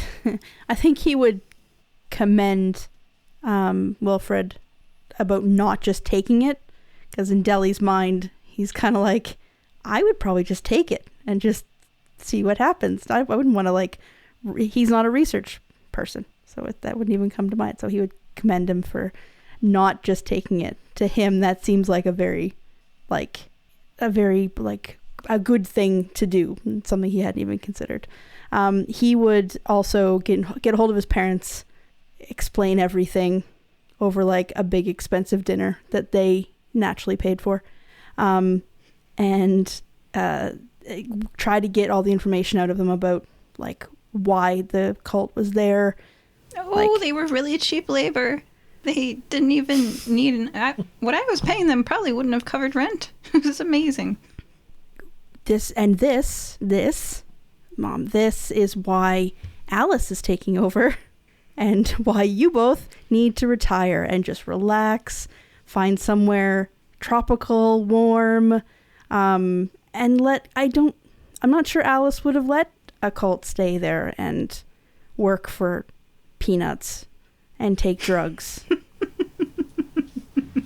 Unintentional pun. Work for packing peanuts. He's like, anyway, don't, unless you send a strike force there to take the Millers out, or lawyers that you really don't like. That's the two options. Just stay safe. Keep Alice away from there for now, and maybe consider just bulldozing that factory and just set up somewhere else with paid employees that, aren't part of a cult, like any type of cult. If people want to work for that little money, maybe support them instead of getting them to work. It's taken seeing the outcome of doing it the other way to make me agree with you. Maybe profit isn't everything. It's remarkable that you've gone this many years without something bad like this happening, because you both are very lackadaisical about your methods. And I mean, I love you both, but I'm very glad you're retiring. We're glad you're an adventurer. We're proud of you. And you if ferrets could blush, and he immediately starts eating ravenously to avoid having to accept emotion. So, joining us for this adventure were Deli. That's me. And Wilford. I guess I'm part of a baseball team now. Bye. Bye. Bye.